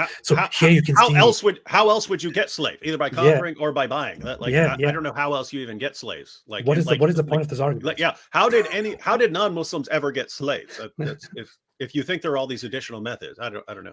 They will say, well, look, Islam is so merciful that it doesn't even allow you to turn a random person in the street into a slave. See, Islam is very, very, very merciful, and it really limits the channels of slavery. What are you talking about? And there was a third way to get slaves. If your slave had children, then those are your slaves as well. So yeah. You have all the normal ways of getting slaves are all completely halal in Islam. This is just a completely intellectually dishonest way of arguing for how Islam is good by saying, oh, Islam limits the channels of slavery. And then you describe how every civilization that had slavery in history actually acquired slavery. It's idiotic. Think about that over time, that's going to lead to abolition, and that's what happened. What is also quite so his argument is that what's going to lead to abolition? That the fact that Muhammad encouraged the freeing of slaves for several things. By his logic, if freeing slaves in exchange for certain things leads to the abolition eventually of slaves, by that logic, giving up goods also eventually leads to the abolition of possessions, of money, for example, altogether. That's stupid. It's nonsense. That's idiotic. That's one of the most idiotic things I've ever heard in my life. Yeah, I can make a rule and say, hey, if we fight people, we will take their people as slaves. But if you do certain things, if you commit a crime, like, I don't know, kill somebody, then you can pay for that by freeing so many of your slaves, letting go of them, or by giving your slaves to somebody else. That does not mean I am ending slavery. That means I am simply using slaves as a currency to free yourself from certain guilds. Just as well, I could tell you, you can have all of the money that you get from your enemies, but if you commit such a crime, then you have to pay so much money in return in order to absolve yourself from your crimes. That does not mean I am against the possession of money. It's so simple, man. This is weird stuff. People have always freed slaves under various circumstances and so on. It doesn't mean like Greeks and Romans would free slaves under certain circumstances. I mean, Epictetus, one of my favorite Stoic philosopher, he was a freed slave. He started studying philosophy, and his master said, "Hey, cool, let's just go." And he started his own school of philosophy and so on. Therefore, the Romans ended slavery. What in the world are we talking? what in the world would you be talking about, right? No, just because they, I don't know what this guy's talking about. There's even there's a funny thing in a different video, I think, where I talked about slavery. I actually mentioned that, and I mentioned that in contemporary cultures, in the Roman Empire and the Sassanid Empire, they had similar laws about freeing slaves and treating slaves well, and so on. And in the Roman Empire, they, under the Romans, before Islam, they at some point instated a law which regulated the freeing of slaves, because people were freeing slaves left and right, and the society was getting full of people who are meant to be slaves but who are freed by their masters. He then responded to that by saying, "Oh, look, he's even saying that the Romans made a law regulating the freeing of slaves. This just shows that Islam was beautiful, because Islam did not make such a law." But these people are weird, man. These people are strange. This is indeed weird stuff. Disturbing about all of this is one of the final points that ISIS made in that pamphlet, and it's totally in accordance with Islam. According to Islam, a slave can be offered freedom for 2 reasons. Now, Okay, that's not actually true, because you could just free slaves. You don't even have to do that. There's a reward for just freeing the slaves. Let me bring. The pamphlet said that slaves can be freed through marriage and conversion. Not sure what exactly I said in the fullest, because they chop and crop it all. But I'm pretty sure that the implication here is not that slaves can only be freed under these circumstances. Not sure if I ever said that, but yeah, that's not the point. Bring the hadith right here. I'll just give me a second. So Abu Musa al-Ash'ari, may Allah be pleased with him, the Prophet sallallahu alaihi wasallam said, "Wafakku al-ani," set the captives free. Set the captives free. So the Prophet sallallahu alaihi wasallam is making this general statement about freeing the captives, right? And there's a reward for that. There's also another hadith that the man who has a slave girl and he educates her and he treats her in the best way, then he sets her free, and then he marries her, and he has a double reward. The reward for raising her and the reward for freeing her and marrying her, right? And what exactly does it mean? Okay, that's very nice, very cute, but okay. Does that mean Islam is somehow, totally for a society where slavery doesn't exist anymore? No. Even if this is the case, that just means that in Islam, doing something good with those captives that you take from your enemies and then turn into possessions is considered nice. All right, okay. Does this mean that you still cannot declare war and take captives as slaves? No. Does this mean that you are supposed to eventually get rid of all slaves? You're supposed to free them all? No. Does this mean you cannot have sex, non-consensual sex with your slaves? No. It doesn't mean any of these things. This is a fallacy, and it is idiotic. This is saying, "Oh yeah, we know all of these things, but hey, let me tell you something nice. It doesn't matter." Yeah, and I mean, my confusion is like, when is he saying this actually happened? That that Islam, like Muslims globally, just woke up one day and said, "Oh, slavery's wrong." It's like, again, 1962, under pressure from the United Nations and the United States of America, Saudi Arabia abolished slavery. I mean, up until then, they were still showing up to places with their African slaves. So it's like, when is he concluding that, Muslims decided, oh, slavery's wrong because of these awesome teachings? It's like he's living in a world where slavery has officially been abolished and thinking that Islam just decided that along the way, instead of Islam being compelled to do. In fact, isn't that one of the objections of people like Daniel, that these rules are being imposed from Westerners are imposing their rules on Islam? This would be an example of that. Yeah.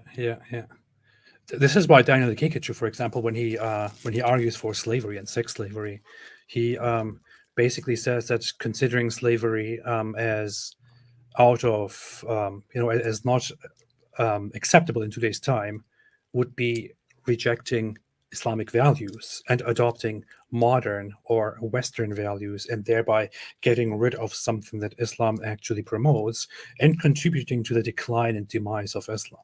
This is what Daniel Kikuchu, for example, says.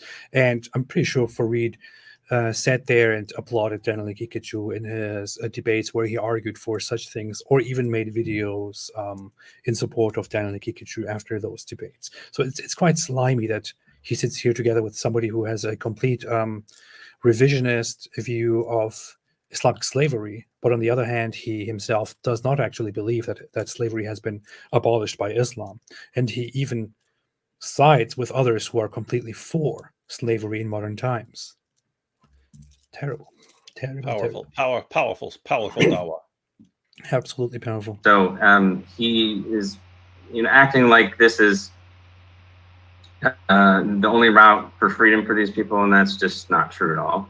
And the Quran does. Now, here's the funny thing. I just went to my actual video, which they're responding to. What I said there is, ISIS says at the end of the pamphlet that slaves can be freed for two reasons: for marrying them, or if they convert to Islam. He then responds to me and says this is actually false because the freeing of slaves includes many reasons, and slaves. You're saying what ISIS said. Yeah, I'm saying what ISIS said, and then I'm actually destroying you for repeating what ISIS said. Yeah, and I'm actually making the argument there and saying ISIS lists marriage and conversion as reasons to free slaves, and then I go on in the video and basically say this. Let me actually play what I'm actually saying here. This is terrible. Nice pajamas, by the way. Yeah, thank you. No sound. And it's totally in accordance with Islam. According to Islam, a slave can be offered freedom for two reasons: marrying them and conversion. Oh, wait a minute. Okay, I said Islam. Shame on you. I did say Islam. Okay, I take that back. That was on me. Yeah. But again, that doesn't mean that this is limited to those two things, right? Now think about freedom for two accordance with Islam. According to Islam, a slave can be offered freedom for two reasons. Okay, but why did I say at the end of the pamphlet? So ISIS says that it's okay to beat them as long as it's only for disciplining. What is also quite disturbing about all of this is one of the final points that, it is about one of the final points. So that's why ISIS says that it's okay to beat them as long as it's only for discipline. What is also quite disturbing about all of this is one of the final points that ISIS made in that pamphlet. And it's so okay. I am describing the points that ISIS made in that pamphlet, and at the end of the pamphlet, ISIS makes the point that the slaves can be freed according to Islamic law through marriage totally in accordance with Islam. According to Islam, a slave can be offered freedom for two reasons: marrying them and conversion. Okay, no, I see why he would react like this to that. What I'm doing here is I'm addressing the ISIS pamphlet, at the end of which they count these two reasons to free a slave. But I also say, according to Islam, slaves can be freed for two reasons. I must say, when I listen to this now, it looks like I am actually misrepresenting how you free slaves in Islam. Would you agree AP admits he lied about Islam. That's your title, guys. And by the way, notice it's like they can make 50,000 false claims in a row, but as soon as you're talking about an ISIS pamphlet, but you say Islam in the context of discussing an ISIS pamphlet, and you say this is why you could never trust him ever again. Yeah, no, but I agree with that. Actually, if you listen to this just like this, when I listen to it now, it does sound a bit problematic, and you could argue that what I'm saying is that this is according to Islam. That according to Islam, you can free slaves for two reasons. Although I did not say that these are the only reasons, and I did also explain in the video and in previous videos that you can free them for, to absolve yourself from sins or crimes, or just because you want to. But yeah, fair point. This does sound a little bit problematic. But the point that I was actually making here is... Now think about that a bit deeper. No one wants to be a slave, especially not the sex slave of some desert warlord who invents divine verses in his mind. You do sound very Offering them different, man. freedom through marriage. I know. I sound I'm quite wondering different. what you're going to sound like 5 years from now. You might sound like totally different. You're like, hello, everyone. This is the Apostate Prophet. Well, I was also using a different microphone that was kind of making my voice sound kind of different from what I have right now. Like right now, I have a more accurate representation of what I actually sound like. And then you got your hair looking like Johnny Bravo or whoever. You're offering them something that they probably don't really want, but also something that they probably shouldn't refuse. But Muhammad doesn't really care about the consent of women in general anyway, since... Okay, so the point that I'm making here in the video is basically that ISIS adds 2 conditions under which slaves can be freed, which are marriage and conversion. And think about it, if you are a slave and you are offered 2 paths of freeing yourself from slavery, which are converting to Islam or getting married, you will probably be in that state okay with accepting these 2 conditions, either of these 2 conditions, in order to become a free person. So, by the way, I'm impressed. You got about 200,000 views on a video with just you in front of a sheet, wearing your pajamas. I know. And your messed up vape voice, and your ridiculous Turkish German hybrid accent that no one can understand, and you don't know how to say any words, and you're making all these horrible blunders saying, there are only two possible reasons to free a slave in Islam, and you still get 200,000 views. That means that people, at the end of the day, people just like the information you're presenting. Or people just follow me and they don't even know why. I don't know. Yep. Maybe that's weird. That's the case. I don't know. We will never know. Encourage the slaves to get married and to convert to Islam, and that's all good for them because, again, they were living in an idolatrous culture that was misogynistic, that buried their baby girls alive, and they treated women as property, and they inherited women. I really wonder how all those women came into existence when they were constantly being buried as children, in that terribly misogynistic society. By the way, I have read historical accounts of quite a few people, I think, who argued that the whole burying your children is hugely blown out of proportion by Muslims. That it is most likely an exaggeration. I think I even talked to Robert Hoyland about this, and I asked him, and he also said that there is no way of knowing whether this was common practice, although it was, and the whole practice of female infanticide did exist in pre-Islamic cultures and in pagan cultures around the world. It was motivated by people not being able to take care of children. So they are incredibly poor. They can barely get anything. They have a daughter and they think this daughter is going to suffer and she will not be of any use for us. We need a boy. So they bury the girls. But there is no source, no actual evidence that this was extremely common and that the pre-Islamic polytheists would do that in very high numbers or anything like that. And this also conflicts with the whole idea that Muslims also present, which is that the pre-Islamic era polytheists used to take unlimited numbers of wives. Yeah. Yeah. Yeah. The problem, if they're killing all their girls, then there shouldn't be all these, because that's also a defense of polygamy in Islam. It's like, and they say, oh, but they had to because there were so few men and so many women. It's like, wait, why were there so many women if all the women are being tossed out in the desert to die when they're babies? This dude did just complain that among the pagans you would inherit slaves and so on. Let me read a passage from Ibn Taymiyyah. So the question that was asked to Ibn Taymiyyah, a man married a maid slave who bore him a child. Interesting. Would that child be free or would he be an owned slave? And Ibn Taymiyyah said, her child whom she bore from him would be the property of her master. So this is actually her child, but he's saying that the child would be a slave, just because it's the child of a slave. Her child, whom she bore from him, would be the property of her master, according to all the imams. the heads of the 4 Islamic schools of law, because the child follows the status of his mother in freedom or slavery. So whatever your mom is, that's what you are. If your mom's free, then you're free. If your mom's a slave, you're a slave.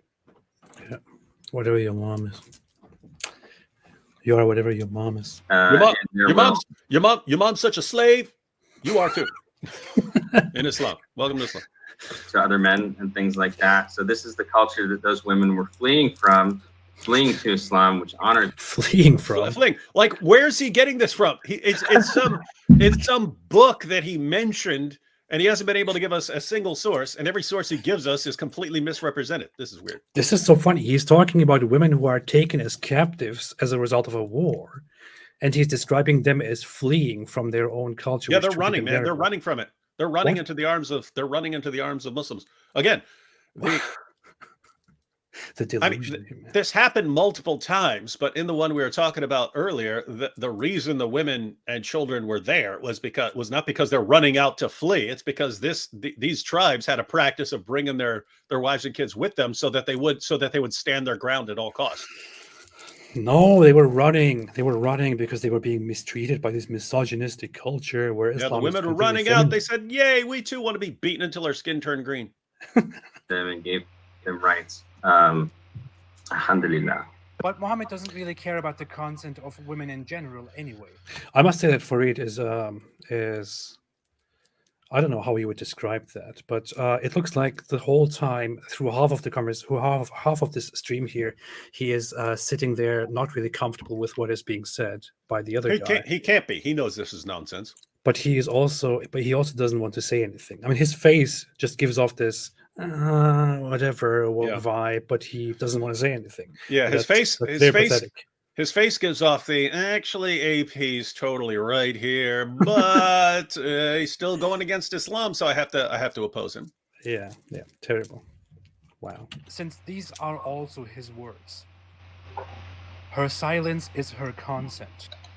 I think this is interesting because this hadith is one of the strongest proofs against forced marriage, because what the Prophet ﷺ said prior to this is that the woman has to consent to her marriage. Right. So you're not just allowed to force people into marriage. Right. And some women were shy and they wouldn't speak up, and that's why he said this. But it's really funny. Not funny. It's ironic that he's citing this hadith, and it just proves the exact opposite of it. And now look up if I ever made a video in which I said Islam forces women into marriage. Women have no choice. Forced marriage is an Islamic phenomenon that was established by the fundamentals of Islam. I haven't done that.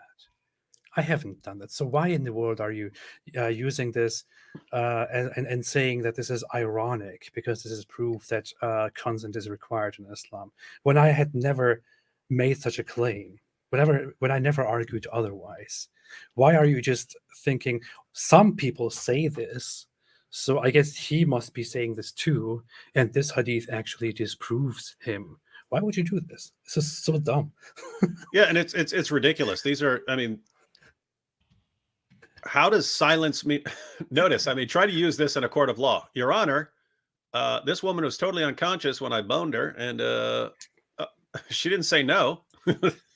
Look at this. She didn't say no.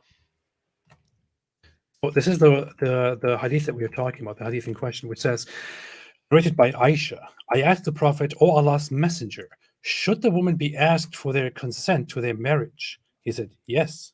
I said, a virgin, if asked, feels shy and keeps quiet. Maybe she was talking about herself. And he said, her silence means her consent. So you want to marry? Yeah. Let's say one of these Dawa guys wants to marry the 6-year-old daughter of another Dawa guy. And so he goes up and says, hey, I want to marry your daughter.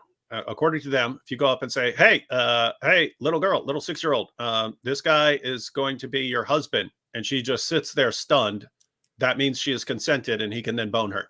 Yeah. Or in the case of Daniel Hakikachu, where if a girl reaches precocious puberty as an 11-month-old, if she happens to get parental consent, because that was his only obstacle there, was whether her parents are going to agree, then you could ask this 11-month-old baby, hey, baby, do you consent? Your parents say it's okay. and then the baby will only say "goo goo gaga," which can't be interpreted as anything denying it, and therefore the baby would be consenting. Like, isn't this weird stuff? If a girl is just stunned and has no clue what you're talking about, because I mean, a little 6-year-old girl doesn't know anything about sex or what's coming and stuff like that, and she just hears, "Oh, your prophet says he wants you as a wife." I don't know what in the world you're talking about, but you see, you've consented. Yeah. Notice it's in Islam. It's understood, one, that even little girls, a 6-year-old, is capable of consent to sex and marriage and all this stuff. And two, that if she doesn't even say, "Yes, I agree," if she just keeps her mouth shut because her dad said, "Hey, keep your mouth shut," that's consent. Yeah. So you are proposing to a 3-year-old girl or a 2-year-old girl, and the dad said, "You don't say anything. You're quiet." So the guy comes and says, "Hey, do you want to marry me?" And the girl is just like, Then that means, "Yes, you see, she consented. Congratulations. You will get married as soon as possible." And with that in mind, I want to bring up this wonderful person here who sheds light on the issue of consent and also on sex slavery, by the way. Oh, I don't have that part, actually. But there is another part where he describes sex slavery. Let me inspiring philosophy. Let us see what inspiring philosophy posted about this. Pretty sure he made some clips of specifically that part. Man, he makes a lot of shocking admission from Muslim on sex with minors. It looks like he made a ton of shorts. Could a man have a marriage to a 5-year-old consummated if she started precocious puberty? If she starts showing signs of physical maturity, then yes, that's permissible, as I stated. That's what about age 4? If there are signs 3. So this is something that becomes biologically impossible because precocious puberty, I have a study that shows it goes as early as 11 months. All right, well, that's something that the parents would not, that parents are involved at these ages. And when you look at the marriage of the Prophet, peace be upon him, to Aisha, the overlay. Her parents were involved. And so she was not living with the Prophet, peace be upon him, even though she was married to him. So the parents have oversight, and sometimes a qadi or a judge can have oversight if the guardians are not capable to make sure that the rights and the physical well-being of a child are not, or a minor, are not harmed by that marriage. What? Because if you can start fertilizing a female as soon as she's showing signs of an imminent fertility, the period, menarche, then that will maximize because you secured the female right at the beginning, the start of when she will potentially. But you can still have sex before you start maximizing fertility, right? When the body is physically mature, according to Islamic law. Do you know what precocious puberty is? Okay, so I'm looking for a specific part where he actually talks about slavery, but taking a slave as taking a 5-year-old as sex slave, and Daniel says it's okay. But yeah, I don't have that part. It is pretty insane there. He's talking about, sort of pouncing on them as soon as they show signs of fertility, and inspiring philosophy points out that an 11-month-old can reach precocious puberty, where she gets puberty as an 11-month-old. And Daniel's only response is, well, but in theory it would be fine, but her parents probably wouldn't allow that sort of thing. So if you had parents who say it's okay, you could actually be having sex with a pubescent. Keep in mind, guys, as sick as this sounds, the Quran allows sex with prepubescence, and Muhammad had sex with Aisha when she was prepubescent. So Daniel, as disgusting as this is even better than his God and his prophet. But even according to his much better version of Islam, you could be having sex with an 11-month-old trying to get the 11-month-old pregnant. Yeah. You could be having sex with an 11-month-old baby trying to get that baby pregnant with another baby. This is wild stuff, man. And here's this part that I'm actually wanting to look at. Well-being of a child or a minor are not harmed by that marriage. What about, because you've tried to justify sexual slavery after a war. So what if a man finds a 7-year-old, let's say, started her period? Could he take her back as a sex slave? So that's a whole different debate on slavery and concubinage. I'm just talking about the minor aspect. Would that be fine? Yeah, so if a girl is any age, she can be taken as A sex slave, right? Yeah, as opposed to being left to die after war. So women can't take care of themselves. They would need to be taken by the men because they're too capable of caring for themselves. Only about 10 seconds left. Yeah, a 4-year-old, a 7-year-old, an 8-year-old. Not talking about the women capable. and the children. Yeah, this is the topic of sex slavery, which is also endorsed in the Old Testament and practiced by Moses and other prophets like Joshua. So that is a practice found within the Bible. It's found within Islam, within the Quran, and it's practiced, again, universally. And Yeah, of course. This is very, you can find this laid out in the Bible. You can find this in all of the scriptures. You can find this in all the books that have ever existed in the world, in all the religions. You just have to kind of, read and tweak and twist and read something into it. And you will quickly get the very same thing, which Islam allows you, which is explicitly you can take the women as sex slaves no matter how old they are. Of course. Yeah. Yeah. Everybody knows that. In the Old Testament, you had to marry a captive if you were going to have sex with her. Not that everyone did that, but that was the legal requirement. You had to marry her. Uh-huh. But yeah, you heard it. If you find a 7-year-old or a 4-year-old on the battlefield after you have defeated the opposing enemy, and you see that they are having signs of early puberty, it's fine. Just take them home, make them your slaves, and you can have sex with them. That's what Daniel Kikuchu says. Even a 4-year-old or a 7-year-old, as they have just mentioned. It's not what I'm saying. This is what the Muslim apologist with the Predator on his laptop is saying. So, man, looks quite. Think about the problematic. irony. I mean, that dude literally could have got any laptop in the world. He went with the one that says Predator on it. And I'm guessing it's not because he's a big fan of the movie Predator. No. I don't know. He's trying to prove. And can we just appreciate how heinous this claim is that he's making, that the religion of a fourth of humanity is a religion that's built upon rape and sex slavery? I mean, that's just so heinous and crazy. Let's not lose sight of the fact that that's just really a terrible. Yeah, if a fourth of humanity believe in this, and you complain about things like sex slavery in Islam and all the stuff that ISIS is doing and all the stuff that's been going on for 14 centuries, and what's next? Are you going to complain about wife beating when a fourth of the world believes in Islam? How dare you? Terrible. Hey, the next thing you'll be telling us that you have a problem with Islamic death penalty for apostasy. I mean, come on! You object to being slaughtered in the name of Allah when a fourth of the world's population believes in this? Shame on you! Terrible. Shame on you objecting to this when so many people. Just imagine if you applied that to Islam, right? Like all these Jews and Christians are the worst of creatures. Like, what? You're saying that? Christians, the biggest group in the world, is the worst of creatures? Shame on you! And don't what you're complaining about the doctrine of the Trinity? You know that's what the biggest religion in the world teaches. Shame on you! Like who thinks like this except in defense of Islam? You complain about Jews saying Ezra is the son of Allah. How could you possibly suggest that such a large religious group that existed for so long believes in something so? Oh, wait a minute! Nobody actually believes it. You're complaining about Jews when not one of them ever has ever said this?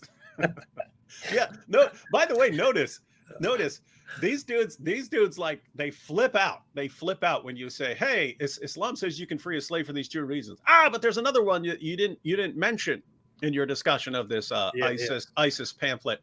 But when their own God says the Trinity is made up of Allah, Jesus, and Mary, and Jews say that Ezra is the son of Allah, and Jews actually worship Ezra as the son of Allah. They got zero problem with it, no problem whatsoever with their God and their prophet.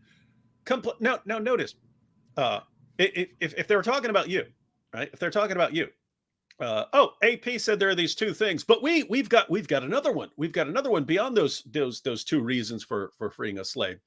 That's a reason that you should be disgraced. But I mean, think about it. You're a human being. You're a mere human being. According to them, Allah Almighty and His final prophet can say things that are completely factually false, and they have zero problem with it. That is, I don't know. I find this stuff fascinating. And I just want to bring this up here because we have talked about this abundantly. The Quran makes this false claim that Jews say Ezra is the son of Allah in chapter 9, verse 30. Muslims then go around in response to that and say, oh, that is only in reference to certain Jews. And this is just, something that was applied to Jews in the environment and all of that, which is very strange because the Quran just talks plainly about Christians who, yes, do believe that Jesus is the Son of God, and then talks about Jews and says they believe Ezra is the Son of God, which is obviously wrong. But then you have a hadith here in which, this is a very long hadith. I also made a video on this before, but Muhammad actually describes what will happen on the day of resurrection when Allah raises all the people and judges them. It talks about Christians at some point and says the Christians will be called upon and it will be said to them, who do you used to worship? And they will say, we used to worship Jesus, the Son of Allah. It will be said to them, you are liars, for Allah has never taken a wife or a son. So they will be punished for this. And notice what it then does here. It talks about the Jews. It says, the Jews will be called upon and it will be said to them, who did you used to worship? They will say, we used to worship Ezra, the son of Allah. It will be said to them, you are liars, for Allah has never taken anyone as a wife or a son. What do you want now? So they will be eventually punished for this. So in this hadith, it is quite clear that Muhammad is talking about these two groups, Christians and Jews, and the Christians will obviously be judged and punished for their belief that Jesus is God and Jesus is the Son of Allah, whereas the Jews will be punished for believing that Ezra is the Son of Allah and he is God. And no Jew has ever held such a belief in the world. Muhammad got this completely wrong. Yeah, this is, I mean, the reason this is interesting and such a massive problem is when you read in the Quran that the Jews say Ezra is the son of Allah and the Christians say the Messiah is the son of Allah, it's acting like these are standard positions for Jews and Christians. Mm-hmm. And when you bring this up to Muslims, their response is, because you point out, hey, wait a minute, we have no record anywhere of any Jews ever saying this. Their response is maybe there was some long lost Jew, even an individual. I think Shabir Ali, who was he quoting? Maybe Tabari or something like that. But he said this could have even referred to one guy, right? I think that was Shabir. I think that was about this. I'm trying to think, was that in regard to a different objection or something like that? But anyway, it's okay. Maybe there's some long lost group and so on. But wait a minute, Muhammad clarifies it. It's at the judgment. The main thing that's going to be pointed out against the Jews is, hey, what were you guys, you Jews, worshiping? And the Jews, are going to say, Ezra. Yeah. Now, how is this possible that you've never met a Jew in your life and never heard about one in all of history who worships Ezra? Somehow Muhammad says that at the judgment, this is going to, one, Allah raises this as the main accusation against them. And two, the Jews acknowledge, yeah, that's who we worship. We worship Ezra. Notice, how is this not a problem for Muslims who, if anyone were to misrepresent their beliefs or their religion in any way, it would be a reason never to trust the person ever again. And yet this is a massive misrepresentation of Jewish belief, and zero problem with it. Not only is there zero problem with it, but shame on you if you have a problem with Allah and Muhammad, either completely misrepresenting them out of ignorance or doing so deliberately. Because those are the two options, ladies and gentlemen. If Allah and Muhammad are saying Jews worship Ezra as the divine son of God, and Jews don't do that, then there are two possibilities. Either Allah and Muhammad are completely ignorant, they don't know anything, in which case, why are you taking them as the foundations of your beliefs? Or two, they do know and they're deliberately lying. So ignorant or deceptive. Those are the possibilities, ladies and gentlemen. Yep. Take your pick. And Muslims, if I were you, I'd go with deception, because Allah is the best of deceivers after all. And this is very clear. The Jews will be called. So there are two groups after all the others have been punished that will be called. Those are the Jews and the Christians. And when the Jews are called, You're right. Allah asks them, "What did you worship?" And they will say, "Ezra, the son of Allah." So it is just so completely, undeniably clear that Muhammad, for some reason, used to believe that the Jews had this common belief that Ezra is the son of God and that Ezra is also God. So they used to worship him. This is something that cannot be verified by anybody. I mean, ask any source out there, ask any historian, ask scholars who have studied Judaism with its different understandings and branches and influences and all of that. Nobody can attest to a single group in the world in history that believed Ezra was the son of God and that he was also God. This is entirely ridiculous, completely made up. And part of me thinks, I wonder if some Jews, just to mess with him, came to him and said, "Hey, you know what we believe? We believe Ezra is God and he is the son of God and we actually worship him," just to test if he would actually adopt this as as a reality. And then he did. And then they kept making fun of him for that. Part of me thinks maybe that's what happened. I don't know. But it's very clear. And if Muslims are seeing this, if Muslims are watching this, if anybody wants to react to this, Farid, if you are going to pick this stream up and react to it, be honest to yourself. Be honest to your audience. Play this part and respond to it. This is a challenge to any Muslim out there. Play this part and respond to it. Why does the Quran claim that Jews worship Ezra as the son of God? And why does Muhammad in the Hadith explicitly confirm this and apply this to Jews as a group, together with applying something to Christianity and saying we worshipped Jesus as the son of God? Answer this question. It is very obvious here that Muhammad was clueless. Muhammad had no clue what the hell he was talking about. So that's what's up. Yeah, Muhammad was an ignorant dummy. With that, David is probably checking on his kids, checking on something. I don't know if I should go on here without him. He's not adding anything interesting to the conversation anyway. I'm doing all of the work here. He's not adding anything. He's just talking irrelevant stuff. So yeah, I'll just continue with this a little bit. As you can see, ISIS, with its declaration, is not very far from Islamic teachings in this, if at all. If you look at such publications from ISIS and you feel totally disgusted because they are so twisted, then you should probably ask yourself why you are so tolerant of Islam.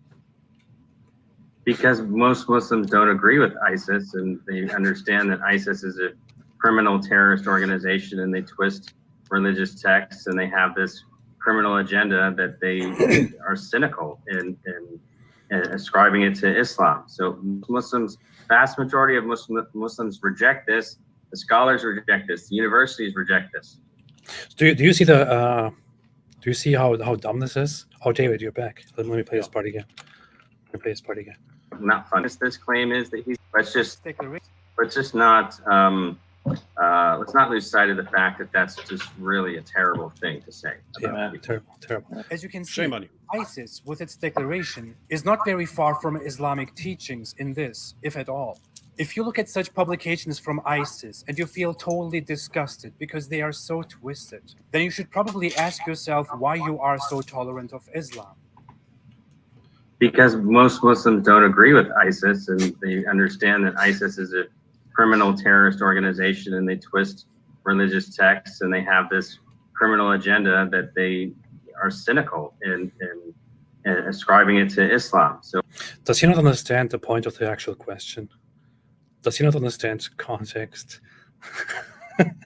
Well, I mean, it's also totally. I mean, it's totally. His entire response here is totally weird. It's you have Islam as taught by Muhammad. Then Muhammad dies. A bunch of people rebel.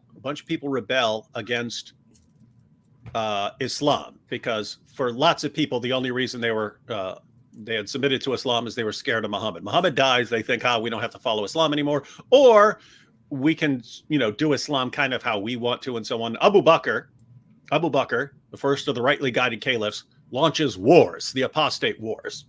Either people who are officially renouncing Islam or people who thought that they didn't have to follow Islam in the same way. And there are groups like ISIS look back at that and they think the reason for the early success of Islam was that Abu Bakr like purified the Islamic community of apostasy and innovation and things like that. And that's why Allah blessed them to go out and do so much conquering. So they're looking at the world today and saying, wait a minute, according to our Muslim sources, Islam should be dominating the world. Why isn't Islam dominating the world? Because we've allowed too much corruption and innovation and apostasy. We haven't enforced Sharia. We've allowed too much influence of Western nations on our community. That's why Allah isn't blessing us. So what do we need to do? We need to crack down and force Sharia to the letter, get back to the original Islam, and then Allah will bless us to go out and conquer the world. That's their entire theory. So their entire theory is, we've gotten away from what real Islam is, and we need to get back to that. That's why the leader of ISIS called himself Abu Bakr al-Baghdadi, the Abu Bakr al-Baghdadi. He's the new Abu Bakr. It's not his actual name. He wanted to be the new Abu Bakr of Islam, doing what the original Abu Bakr did, and that was the idea. And so he's sitting here saying, but so many Muslims today who've been influenced massively by the West and have adopted a ton of non-Islamic values, they don't like real Islam when they see it. To be clear, I'm not putting the Islamic stamp of approval on everything ISIS did. I can point to things that I would say, even if I were a Muslim, I would not be doing that, because I think there are problems with some of what you've done, even according to Islam's sources. But on this issue, I mean, I guess you could even in terms of the sex slavery thing, like they would basically have Yazidi women in like a house, and these guys just come in and have sex with them and so on. There, I'm not sure you get that from the Muslim sources. But as far as the taking of sex slaves and captives and so on, and even if they're polytheists and even if they're Yazidis, whatever they are, this dude, I mean, ISIS is right about all of that, and this guy's wrong. I mean, think about this. If this guy were sitting down in a room with Muslim scholars from ISIS, or even if he was sitting down with like Daniel Hakikachu or anyone, the Taliban, anything, if he were sitting down with an actual Salafi Islamic scholar, which he should, since there's one right there on the other side of the screen with him, he'd get ripped to shreds. This guy would be, oh, but I read in a book. We don't care, dude. We don't care. We don't care what you read in some weird random book that's designed for Western Muslims to feel better about their religion. How dare you? How dare you? No, totally right. And after everything that has been said, the whole point of my question was quite clear here. It was ISIS wrote a pamphlet. You don't agree with ISIS. You are disgusted by them. In the pamphlet, they have laid out things that are quite close to actual Islamic rulings and Islamic morality and Islamic law. So if you are disgusted by what ISIS has put out here, maybe you should ask yourself why you are not disgusted with Islam, considering that the things that are put in here are quite in alignment with what Islam actually says. So I'm not asking why you are disgusted with ISIS. I'm asking why you are disgusted with the things that ISIS says in this pamphlet, because they are quite Islamic. But this guy doesn't get the point. He doesn't understand it. He thinks, I'm still asking why people don't like ISIS. Man. Muslims, vast majority of Muslims reject this. The scholars reject this. The universities reject this. Nobody says this. Nobody says you're allowed to rape slaves. Okay, only ISIS says that, and Ridwan. Guys, in Islam, when the Quran talks about your wives being a tilth, plow them how you want, that was in response to a woman saying she didn't want to have sex in a certain position, and she told her husband, do not come near to me if you want me to do that. Yeah. And Allah's response in the Quran, when this issue was brought to Muhammad, this woman says she's not doing that. She refuses to do this sex act with her husband. Allah's response is, she's your tilth, plow her however you want. I mean, that's your wife. What your slave girl has all these additional privileges beyond what your wife has? Like your slave girl's treated far better than your wife, really? And Muhammad said that that a wife should, no matter what she's doing, if the husband wants to have sex, she should drop whatever she's doing and she should not refuse. She should make herself available for sex immediately. If she doesn't, she will be cursed until the breaking of the day by the angels. But yeah, of course, they care more about the slaves than they care about the actual wife. I've seen talks by Muslim scholars in other countries making fun of the United States because of this. And at first, I was watching one where I thought he was actually condemning a bad practice. He goes, "Did you know that in America you can rape your wife?" And I was thinking, what? You can rape your wife in America? Was this guy going to correct this from an Islamic perspective? And he goes, yeah, how can you rape someone, right? How can you rape someone that you have a right to have sex with, right? And so as it went on, he was explaining that rape in Islam is forcing sex upon someone that you have no right to have sex with. That's what it is, right? And he was confused by the idea that you could have a category of rape that involved your wife, right? In other words, in his view, it didn't matter if a wife says no. You have a right to have sex with her, plow her however you want, and so on. So anyway, it's just interesting that this guy seems to think that we're just making stuff up when we talk about this stuff. Yeah. So you have just heard in a clip Daniel Kikichu explain that you can take kids as sex slaves and then use them as use them to have sex with them. But then you hear this guy who says, reject this. The universities reject this. Nobody says this. Nobody says you're allowed to rape slaves. Okay, only ISIS says that, and Ridwan. I'd like to. So this guy then comes and says, oh, you can't even see my screen, right? This guy comes and says, nobody says this, only ISIS says this, and I say this. So I guess Daniel Kikichu and all of these others who say we can take women and children and use them as sex slaves, what they desire doesn't matter at all. I guess all those people there, they are not Muslims. They don't count. It's just ISIS and me. That's what's happening here. And Muhammad and his early followers, they weren't Muslims either. These guys are the only real Muslims. These guys, these westernized, watered down, whitewashed version of Islam. That's true Islam. And 14 centuries. I'm arguing that Sharia. Go ahead. No, I'm just saying. I'm agreeing with them completely. Islam is this new thing that a couple of westernized Muslims invented and has no connection to the belief of Muhammad and his companions. And not at all. Muhammad I had no idea what he was talking about. He was not a real Muslim.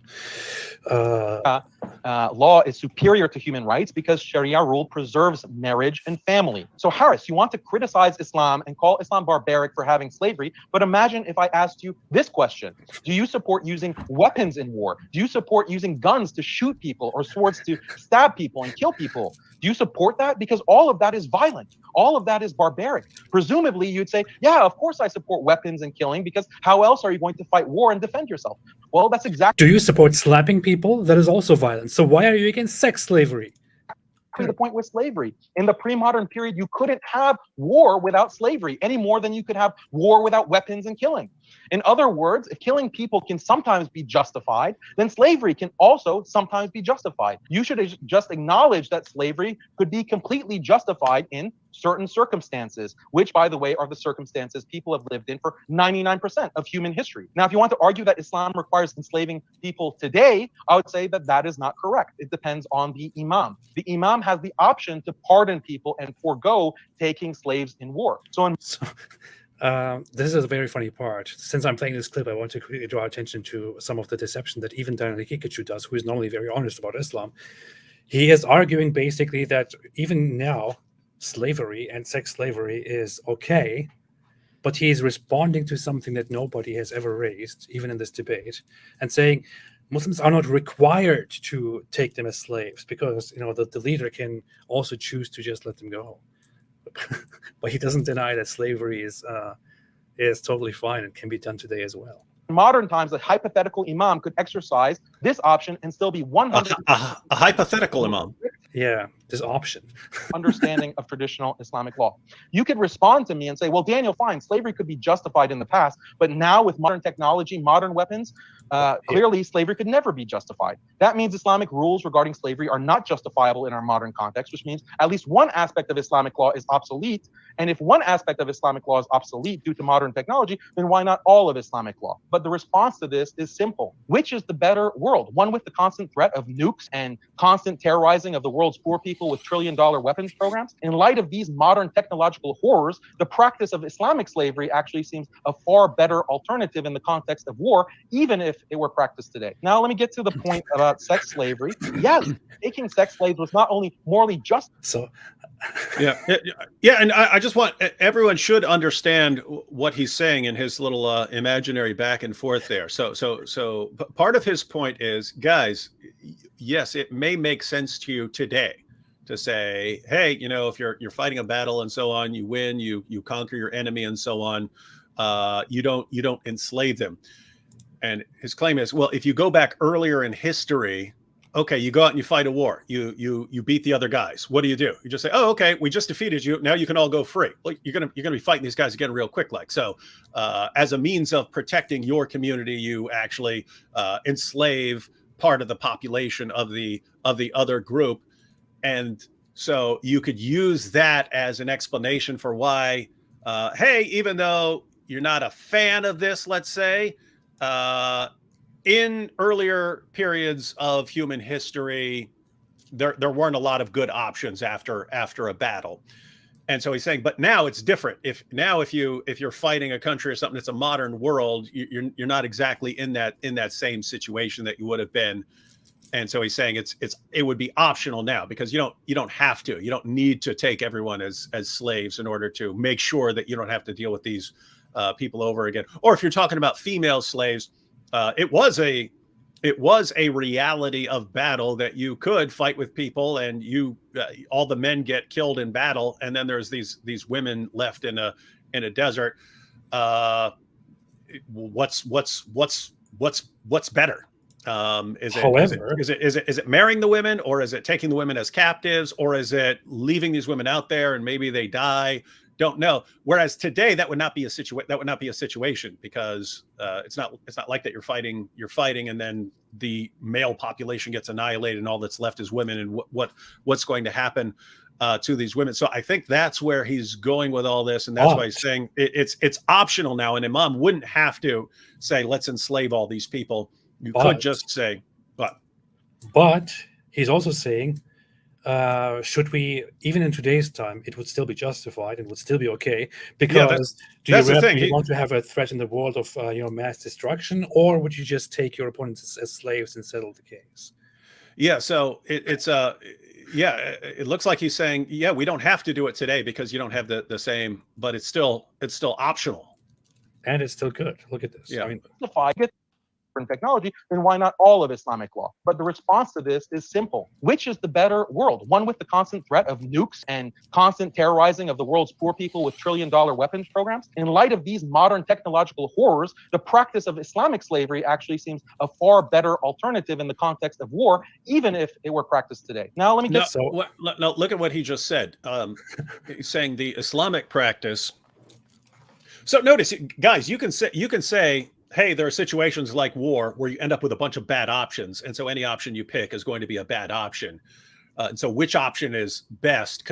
Which bad option is best, considering the available alternatives? It looks like what he's saying is the Islamic way of conquering a people, taking the women as sex slaves, enslaving the males and making them your slaves. That's actually better than having nuclear weapons and having powerful nations able to tell other nations, hey, shut up or we'll nuke you, which it isn't even really much of a thing now. You don't see a lot of, we'll nuke you. Everyone knows people usually aren't going to, unless you get some nut job, no one's going to use nukes anymore. But I think it looks like the point he's making is you still have powerful nations like the United States imposing their will on Muslim nations. And if you don't do what the powerful Western nations say, then they can make you do it. And he's saying the Islamic way is actually better. It's actually better to go back to the old system than the new system. The olden days. To the point about sex Out slaves, with the new, back to the old. The message of Daniel Hakikachu. Yeah. taking sex slaves was not only morally justified, it was morally necessary. And really, that's enough for the argument, but it's worth noting that the Sharia's rules He just said necessary. Yeah. Yeah. are the most humane out of any other civilization. Islam explicitly gives slaves many rights. They can't be mutilated, they can't be killed, they can't be prostituted. For women, if she gives birth to her master's baby, the baby is free, and she also is freed automatically when her master dies. And I think the audience sees that. I have a very simple argument. Sharia preserves marriage and family and community and the human race overall. And I'm bringing statistics, objective statistics. So yeah, that's why things are so wonderful in the Muslim world, and why everyone wants to move to the Muslim world and not leave the Muslim world and come to a Western nation. I mean, I can't wait till we start the whole Islamic wars, the jihad again, and things return to being wonderful, like taking sex slaves and all that, instead of the constant threat of nukes that everyone is so anxious about nowadays. He makes a good point. Notice what he's really saying, right? Like the reason we don't constantly have wars right now is everyone's scared of more powerful places that could make them stop, and so on. And so on. He's saying it would be better to just be in this, state of constant, endless warfare and taking captives and so on. Alhamdulillah. I'd like to add on to that. We're briefly speaking about this earlier. The very fact that Muslims, when entering, for example, Khaybar and entering Mecca, they didn't run around, take all the women captive, and rape all the women. Rather, they asked the Prophet ﷺ for a solution. And the Prophet, peace be upon him, allowed them temporary marriage. And of course, when you have temporary marriage, that's an example of intercourse through consent. I mean, it is a marriage at the end of the day. So yeah, it just goes to show there is... Notice, hiring a prostitute is consensual. You see? I mean, you're not going out and raping, you're paying the prostitute and then signing the marriage contract. So you're assuming that you can notice here. One, it's so dumb. They start talking about all these other things that aren't what we're talking about. That you can have sex with those whom your right hands possess. What in the world does that mean? They talk about all these other things. So what he's talking about with mutta is you're actually taking a prostitute and putting her in the wife category for an hour or a day or 3 days or whatever. And you see, it's consent. Yes, if you're marrying a prostitute for 3 hours so you can have sex with her, that is consensual. That's why you're paying her. This is so stupid. Whenever I watch a Farid respond video, I just think I have to really refrain myself from asking questions about the intellect of people who watch his channel and then agree with him and applaud him, because I mean, he listened to this. I don't want to misrepresent him directly. Listen to what he's just said. For example, I'd like to add on to that. We're briefly speaking about this earlier.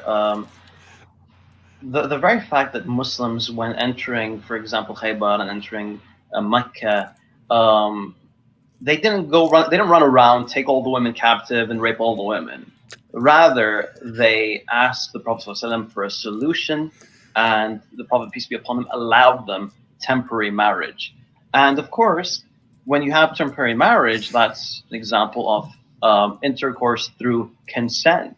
So what happens here is what happened during the battle is that the Muslims were there, and they said, "Oh, Rasulullah, we have been apart from our wives for a long time, and we are very horny right now. What are we supposed to do with all of these women that are standing over there?" He said, "You know what? You can make contracts with those women, have sex with them temporarily. That means you are married to them, and then once you're done, you will dissolve the marriage again. This is for now." And later, allegedly, he abolished that. But what is happening here is, I am saying, in Islam, there is sex slavery. Islam permits Muslims to take the families, the women of their opponents, as slaves, to then turn them into sex slaves and to have sex with them. And this is terrible. This is unacceptable. This should not be a thing. And what he does is, I mean, Of course, they did not just go around and rape all the women. No, I mean they also had temporary marriage, which of course shows that they cared a lot about consent. So, well, but by the way, this is stupid. The situations where mutta would be significant is you're traveling, right? You're traveling. You end up in some city. You haven't subjugated that city. You're moving on to fight a war against someone else. But you're horny, and so there are some local women there, and you say, "Hey, send us the prostitutes. We want to marry them for a little while, so we can have sex with them." That's a different thing from the women you capture and make your sex slaves. So yes, you can capture women. You can fight a battle and capture women. But if you're just traveling, you end up in a city on your way to somewhere else to fight. They did take sex slaves as after the Battle of Khaybar. They did do that. That's separate from a situation where you're in a city and, hey, what are we going to do? Abdul over there, he's really horny. He's been away from his wife for like 8 days now. What are we going to do? Oh, no problem. Temporary marriage. He can go hire a prostitute for a couple hours. So anyways, I don't know. It's like what Farid knows they took sex slaves. He knows that. And then he's trying to deflect by saying, but they had mutta too. Okay, so they got a couple of messed up practices. Great. Thank you, Farid, for fantastic drawing our attention to other horrible Islamic practices. I mean, just look at this hadith here. Look at this hadith. So Farid says this is not a problem because obviously the Muslims cared so much about consent that they allowed temporary marriage when they went to this specific place. And this is actually talking about the very same. Didn't he just mention Khaybar? Wasn't that the issue? Yeah. Mm-hmm. So this hadith says, Anas said, captives were gathered at Khaybar. Dihya came out and said, Apostle of Allah, give me a slave girl from the captives. He said, go and take a slave girl. He took Safiya, daughter of Huyay. A man then came to the Prophet and said, you gave Safiya, daughter of Huyay, a chief lady of Quraiza and Al-Nadir to Dihya. This is according to the version of Yaqub. The Prophet then called her back and said, take another slave girl from the captives. And the Prophet then set her free and married her. So in this instance, Muhammad, upon those horny guys asking, please give me one of those slave girls, Muhammad says, yeah, just go and get one. Just go and take one of those women. But Farid is like, you see, it's not a problem because the Prophet said when they were very horny, just go and make a temporary marriage with those women and have sex with them, and then you can dissolve it again, no problem. Therefore, all your objections about sex slavery, of the captives of war, they don't matter. Farid, I know you will be watching this, and I want to say this in front of everyone who is watching. Things like these are why I sit here, and many people like myself, we sit here and we watch your responses and we think, how dumb can you possibly be that you respond with such a thing, which changes or challenges nothing about what I said at all. And then you seriously think that you have actually given a great response and you have shut down all the Islamophobes and you have ended their arguments and you have defended Islam successfully. And this is amazing. A lot of people like us who are not as dumb as you sit here and think, what are you talking about? What is wrong with you, man? How do you think this makes sense? This is the pain that we are all feeling. And maybe it's not your fault. I don't know. It's probably not your fault, but this is what we are all forced to endure when you make response videos. Please sit down, reflect. I don't know.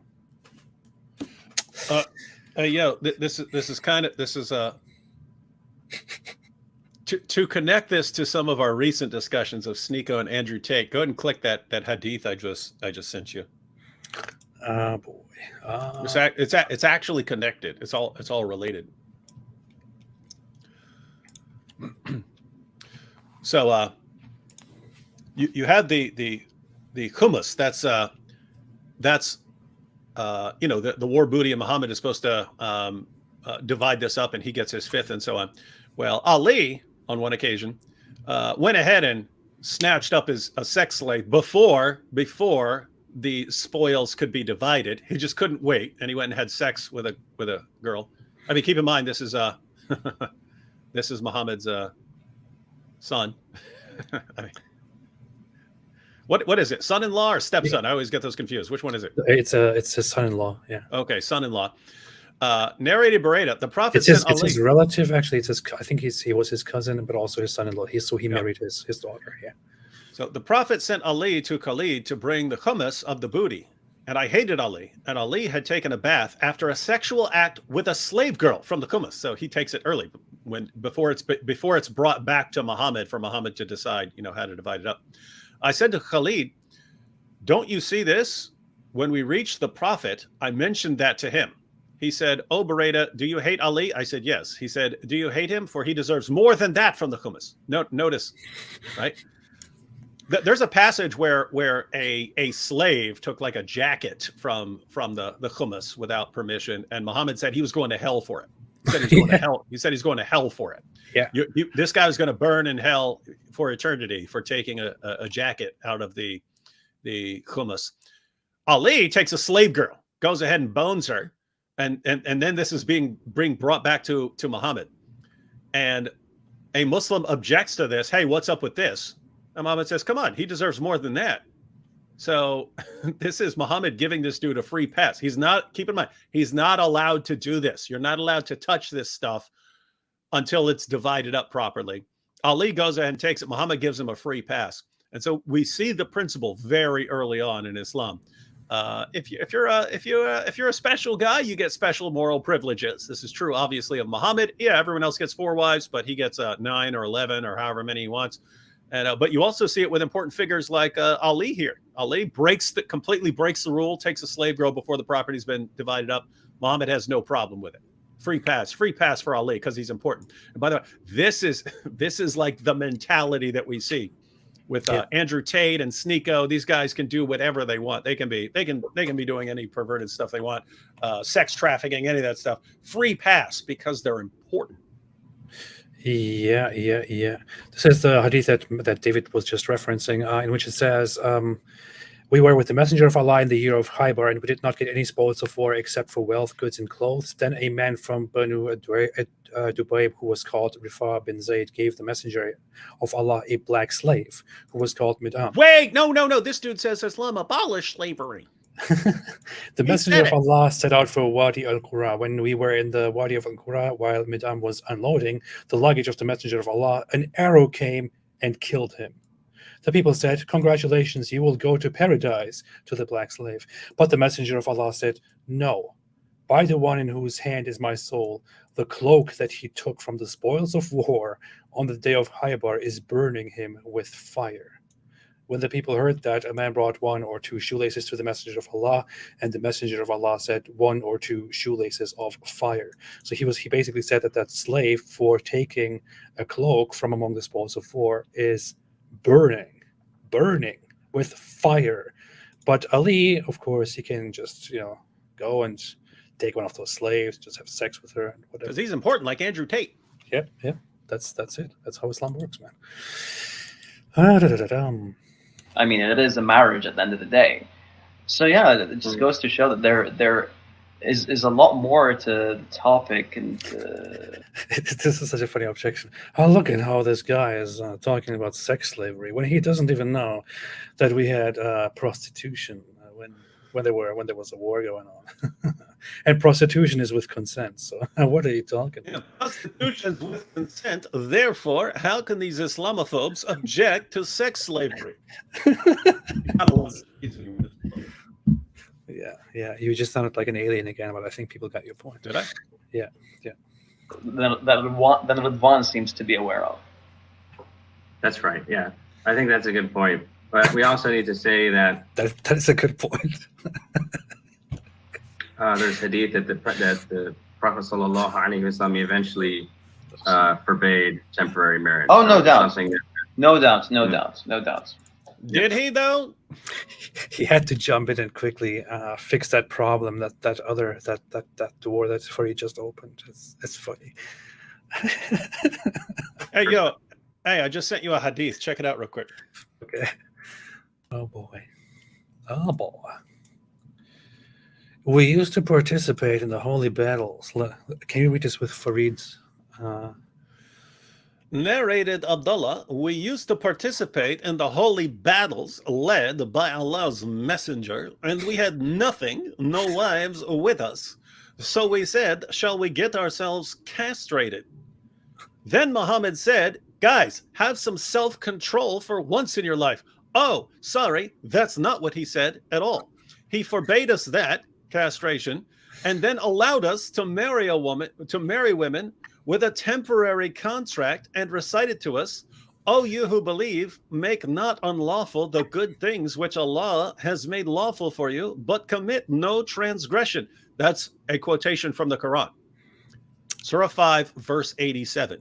Muhammad quoted the Quran to justify muta marriage. And then Prostitution. And then let me go ahead and read let me read two passages from Sahih Muslim here. So Sahih Muslim 32:48. Ibn Urayj reported, Ati reported that Jabir ibn Abdullah came to perform Umrah, and we came to his abode, and the people asked him about different things, and then they made a mention of temporary marriage, whereupon he said, yes, we had been benefiting ourselves by this temporary marriage during the lifetime of the Holy Prophet and during the time of Abu Bakr and Umar, referring to their leadership. Abu Bakr and Umar, they were still doing it during the time of Abu Bakr and Umar. Sahih Muslim 32:50. Abu Najr reported, while I was Let me put this on the screen. Actually, you got it. I don't. I'm looking it up now. Because you should send me the link, man. Oh, you want it? I will have to look this up because this is a different numbering system than Sunnah.com. But if you talk about something for a good 30 seconds or so, I can find it for you. So I wanted to talk about temporary marriage, which is basically prostitution, and I think it's basically it's something that Muhammad, of course, allowed for the benefit of the ummah, and it was amazing, and why not? So yeah. I have it. Now I have to. This is why I didn't want to do it, because then I have to transfer it over. Let's see. Where is my temporary marriage? Oh, yeah, I have one. I have one here. Here. Ibn Raji said, Ati report. Is it Ati or is it Ati? Whatever, reported that Jibr ibn Abdullah came to perform Umrah, and we came to his abode, and the people asked him about different things. And then they made mention of temporary marriage, whereupon he said, yes, we had been benefiting ourselves by this temporary marriage during the lifetime of the Prophet, peace be upon him, and during the time of Abu Bakr and Umar. Go to the next hadith. Again, this has a different numbering system. Go to the next one. No, if you go down, there's a way to go to the next hadith. Really, I never figured that out. That's fine. Yeah, right there. See, again, different numbering system. Scroll down. Let's see what they went to. Now go to the next one. See if that's 3250. Yeah. See what this one says.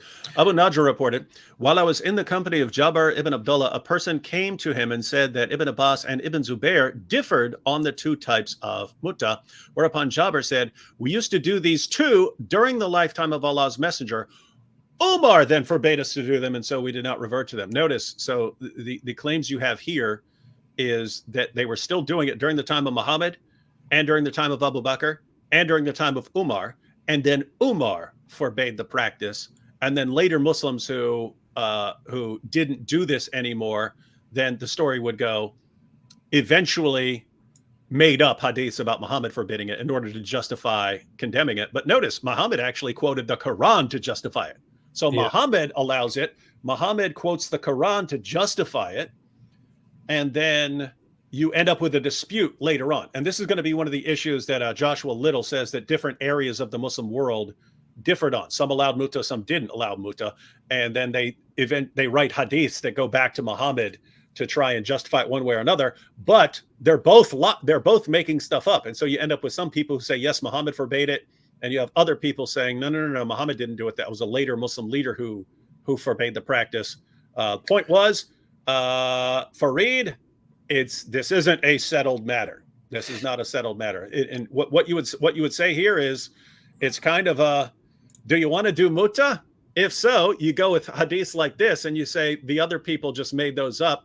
And if you don't like muta, you think that's, hiring prostitutes is a horrible practice. You say, yes, the hadiths about Muhammad forbidding the practice, those are the authentic ones. And these other guys who say it was allowed later, they don't know what they're talking about.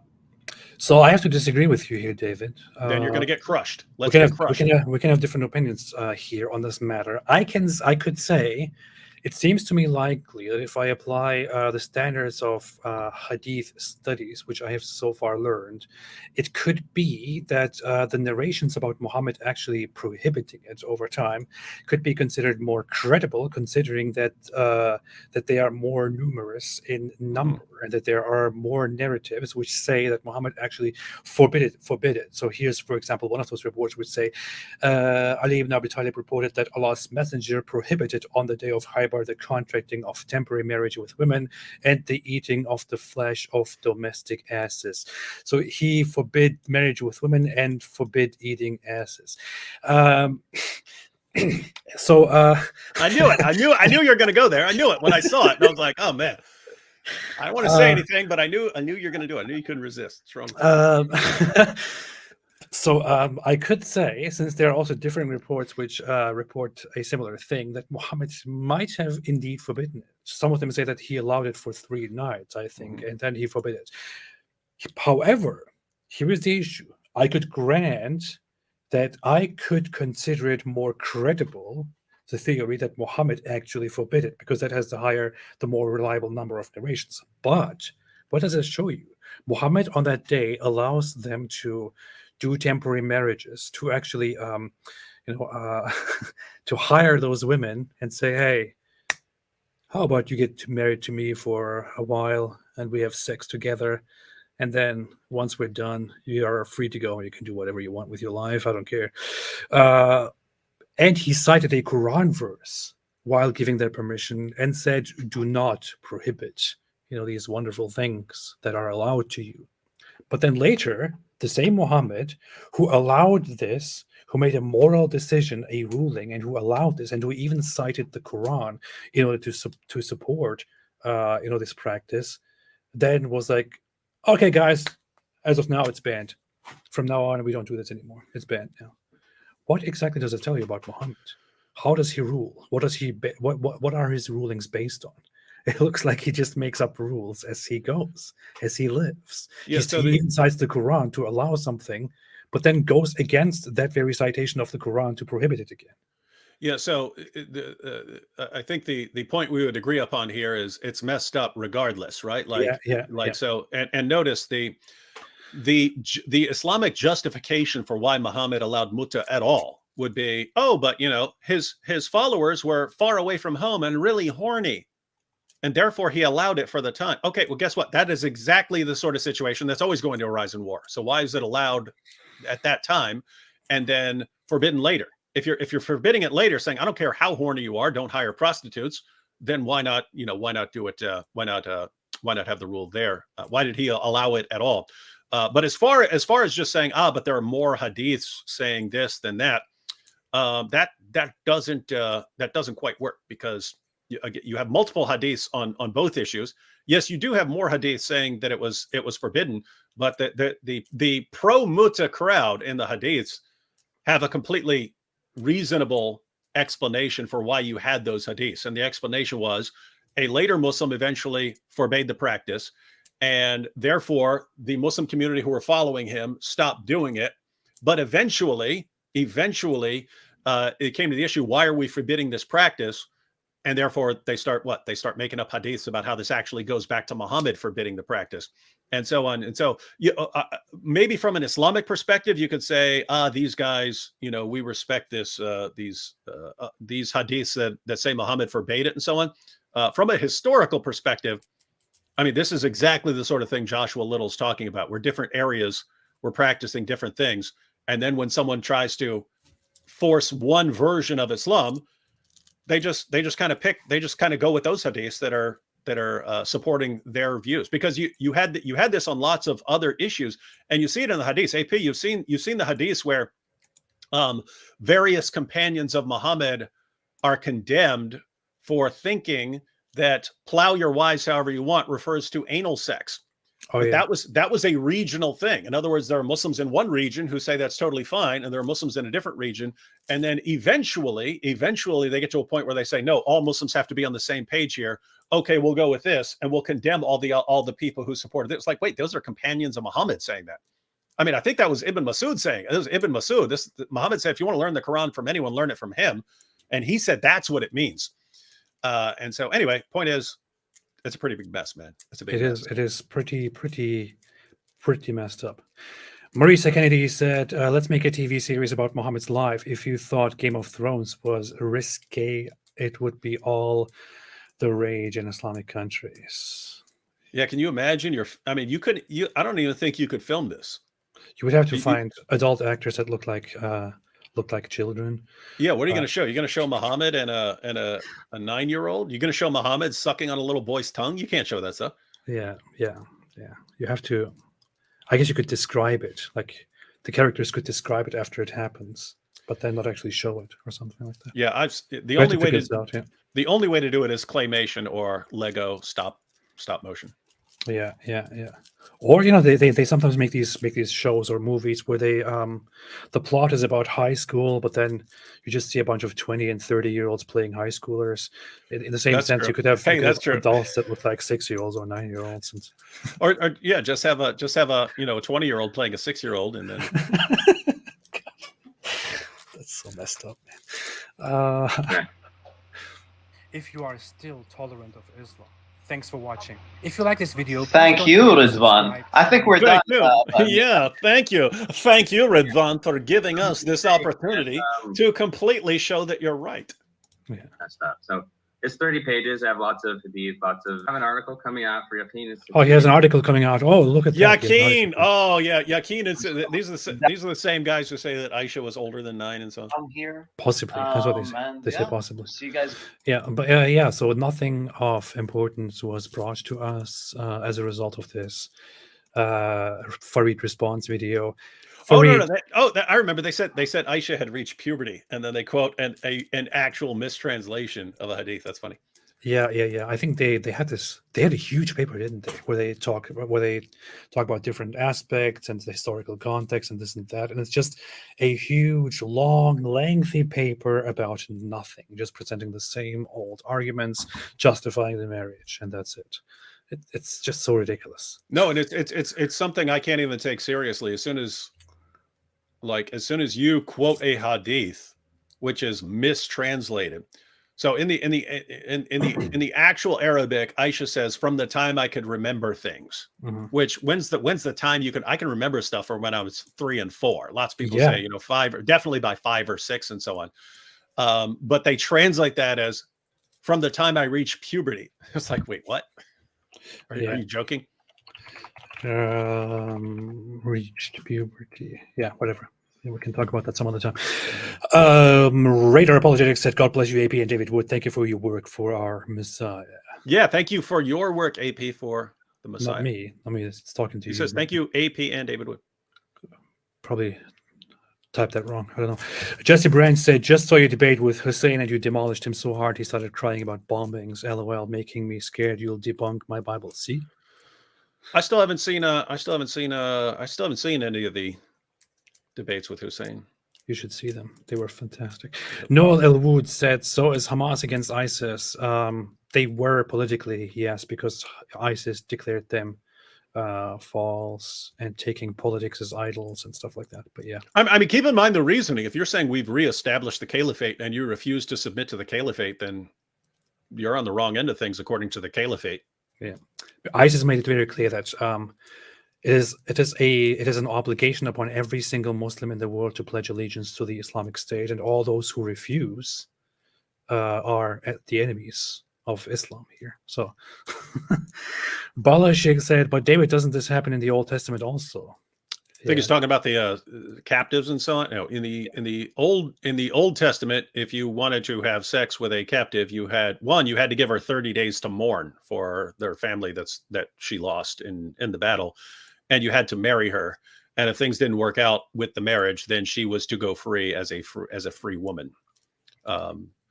That's what you read in Deuteronomy, and besides that, those still aren't even the final marching order. When we're talking about Islam, guys, we're talking about it for a reason. This is still the ideal in Islam. This is what it's supposed to be like. In other words, Islam isn't saying, "Hey, this is what the situation was in the really, really ancient world." These are the final marching orders of your Creator.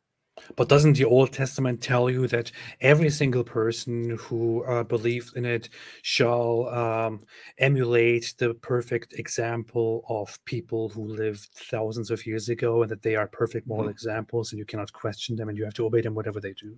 Yeah, that's why if you make up a story about Isaac marrying a 3-year-old, then that would be binding on all people, and we would have to conclude that it's wrong to condemn anyone for having sex with a little prepubescent little girl.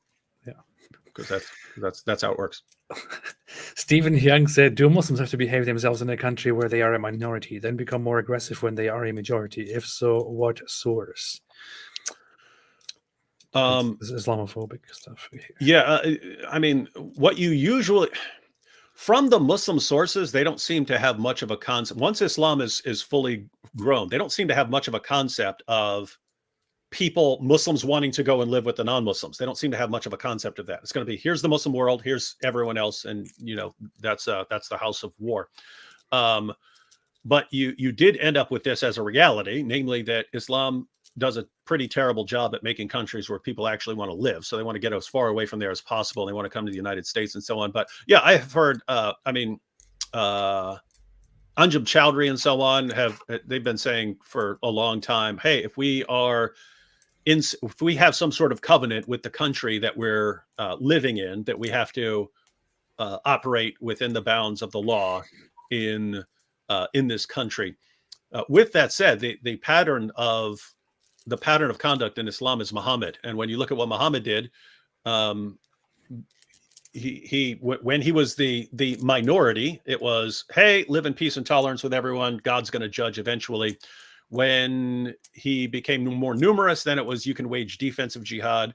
When he had the most powerful force in Arabia, it's everyone has to be subjugated. And so the pattern there is not you move to Medina and then you always honor everyone else and everyone's fine. But by the way, by the end it was, I will expel the Jews and Christians from the Arabian Peninsula and will not leave any but Muslims. That's Sahih Muslim.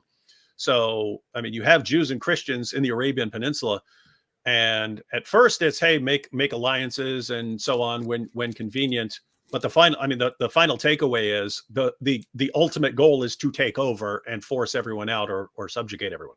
Yeah, I can make it very simple. Even Mohammed Hijab, in his discussion with me, explained something very simple, which is that living in the UK, he has an obligation to abide by the laws of the UK. Right, but he is also, as a Muslim, supposed to spread his religion and make sure that people convert to Islam, right?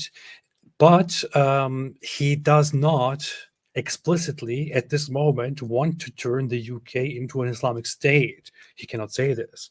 But he also explained to me that if the majority of the population is Muslim and the majority of the population decides to implement Islam, then it should be expected to accept that. And if the majority does implement Islam, then it should be implemented in a rightful and truthful way. So what you can conclude from all of this is, even according to our friendly Muslim apologists here, yes, they should normally, technically abide by the laws, but also spread Islam. And once Islam is spread enough, they should impose Islam. So, yeah, there you go.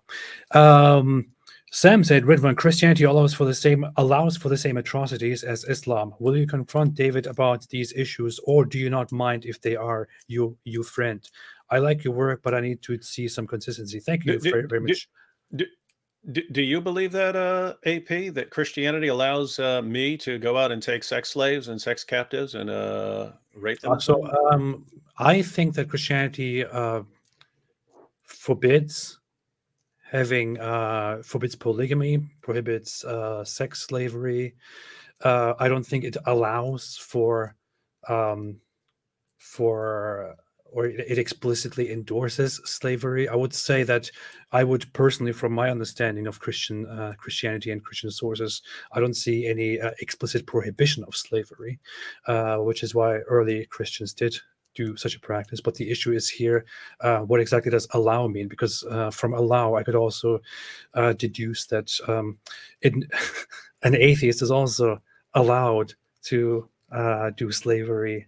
A Buddhist is also allowed to take slaves. That's not the same as saying that they are explicitly told or endorsed to take slaves or to instate slavery. Those are entirely two different things. In Islam, you have the system of slavery imposed, endorsed. You are told to go out and fight and to take slaves. I don't see such a thing in Christianity.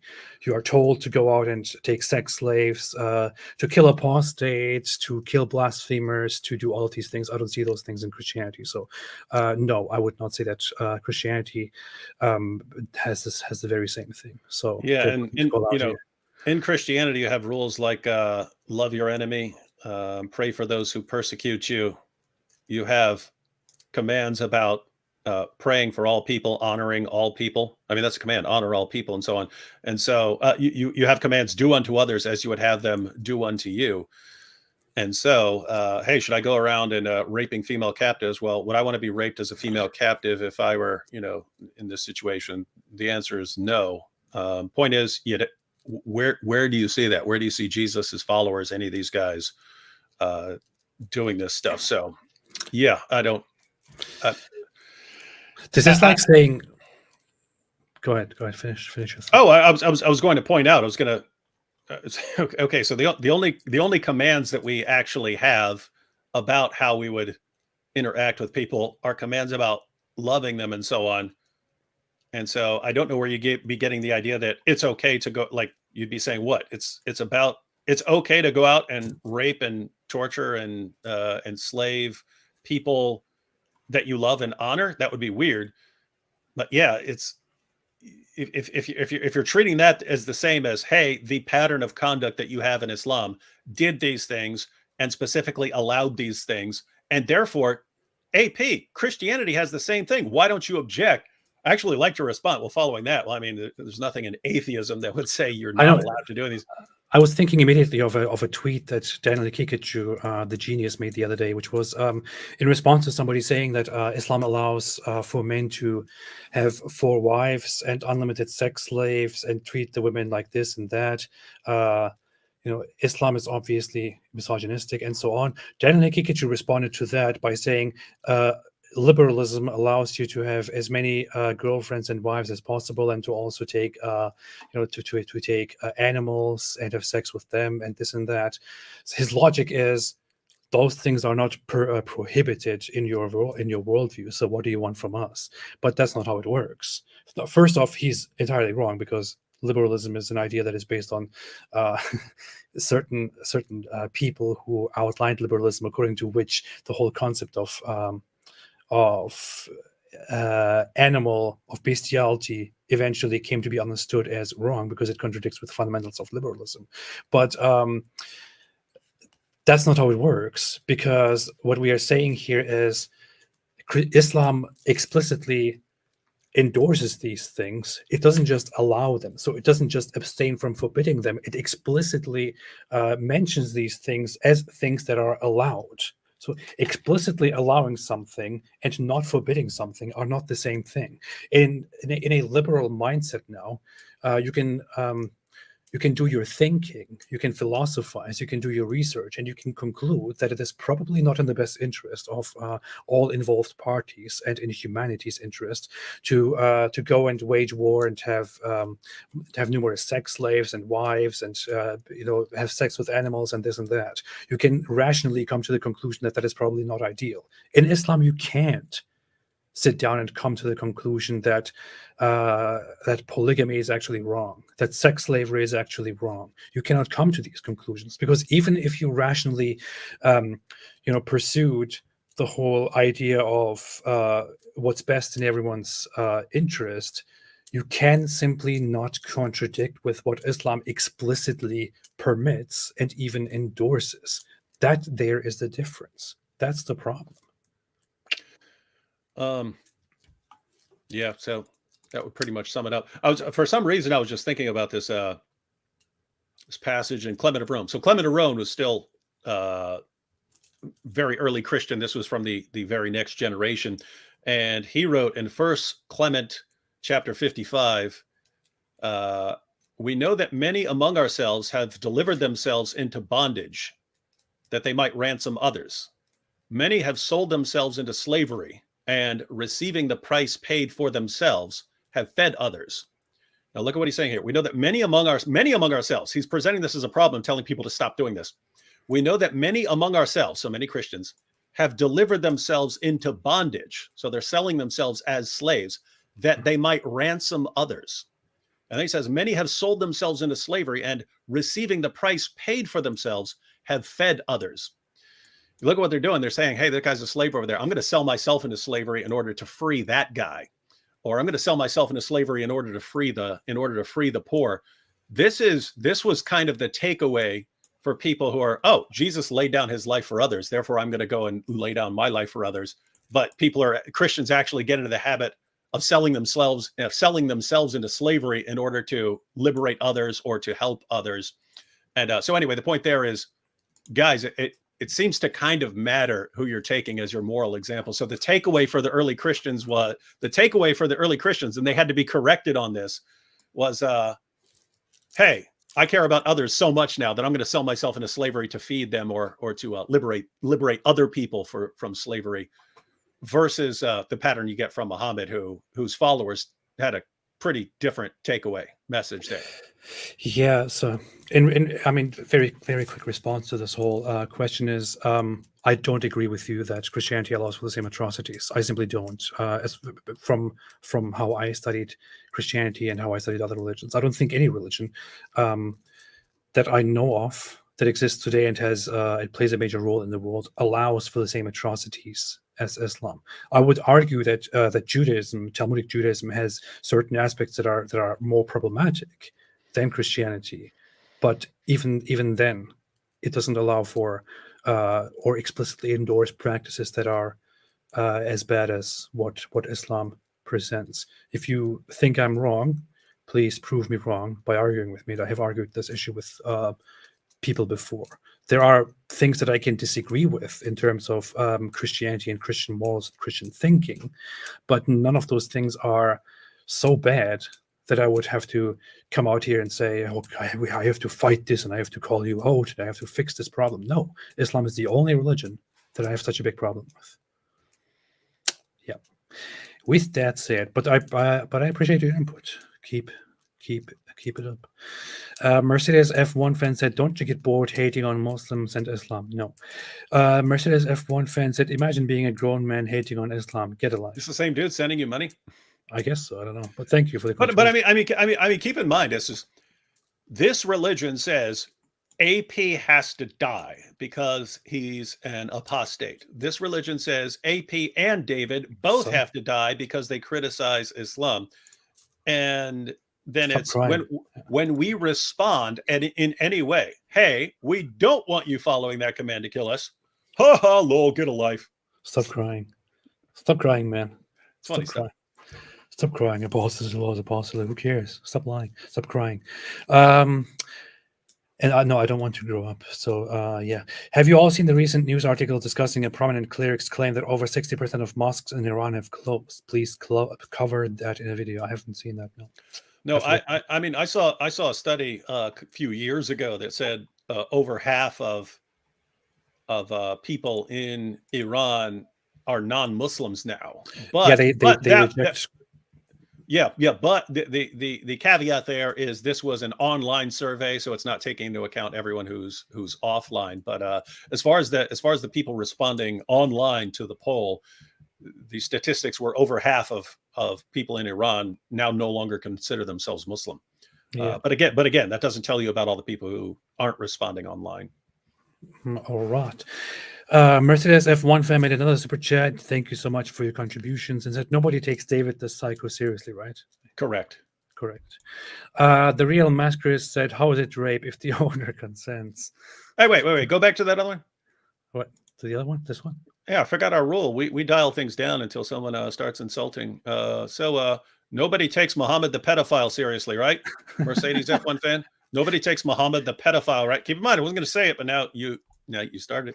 They I started. don't want to insult the guy. He already pays money for these messages. So yeah, thanks. That money shall Keep be going. that money shall be put to a good use, exposing Muhammad as an obvious false prophet. Continue making more super chats and saying terrible things about me and Tell David. us more.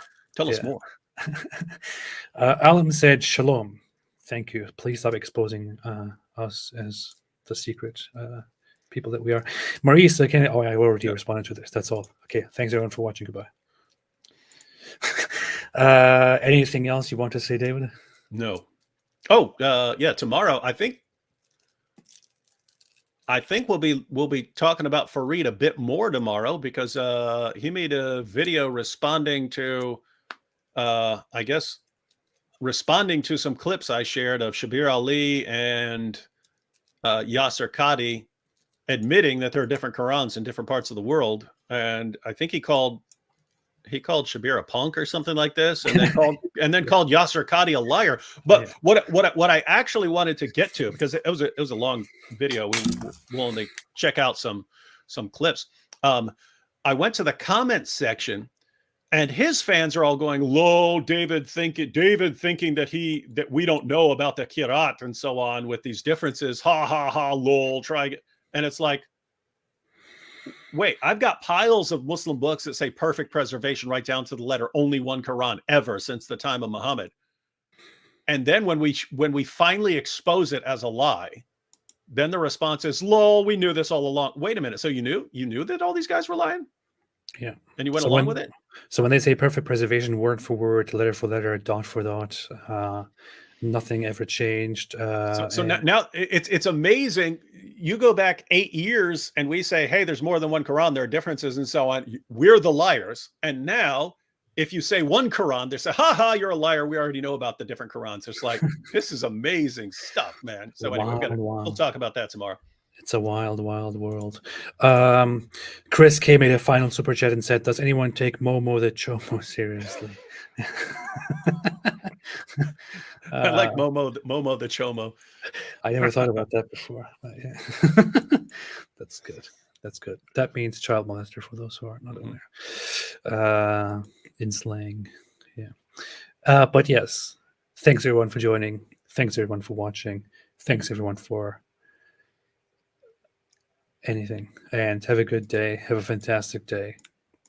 And as always, stay away from Islam. Good point. I agree completely.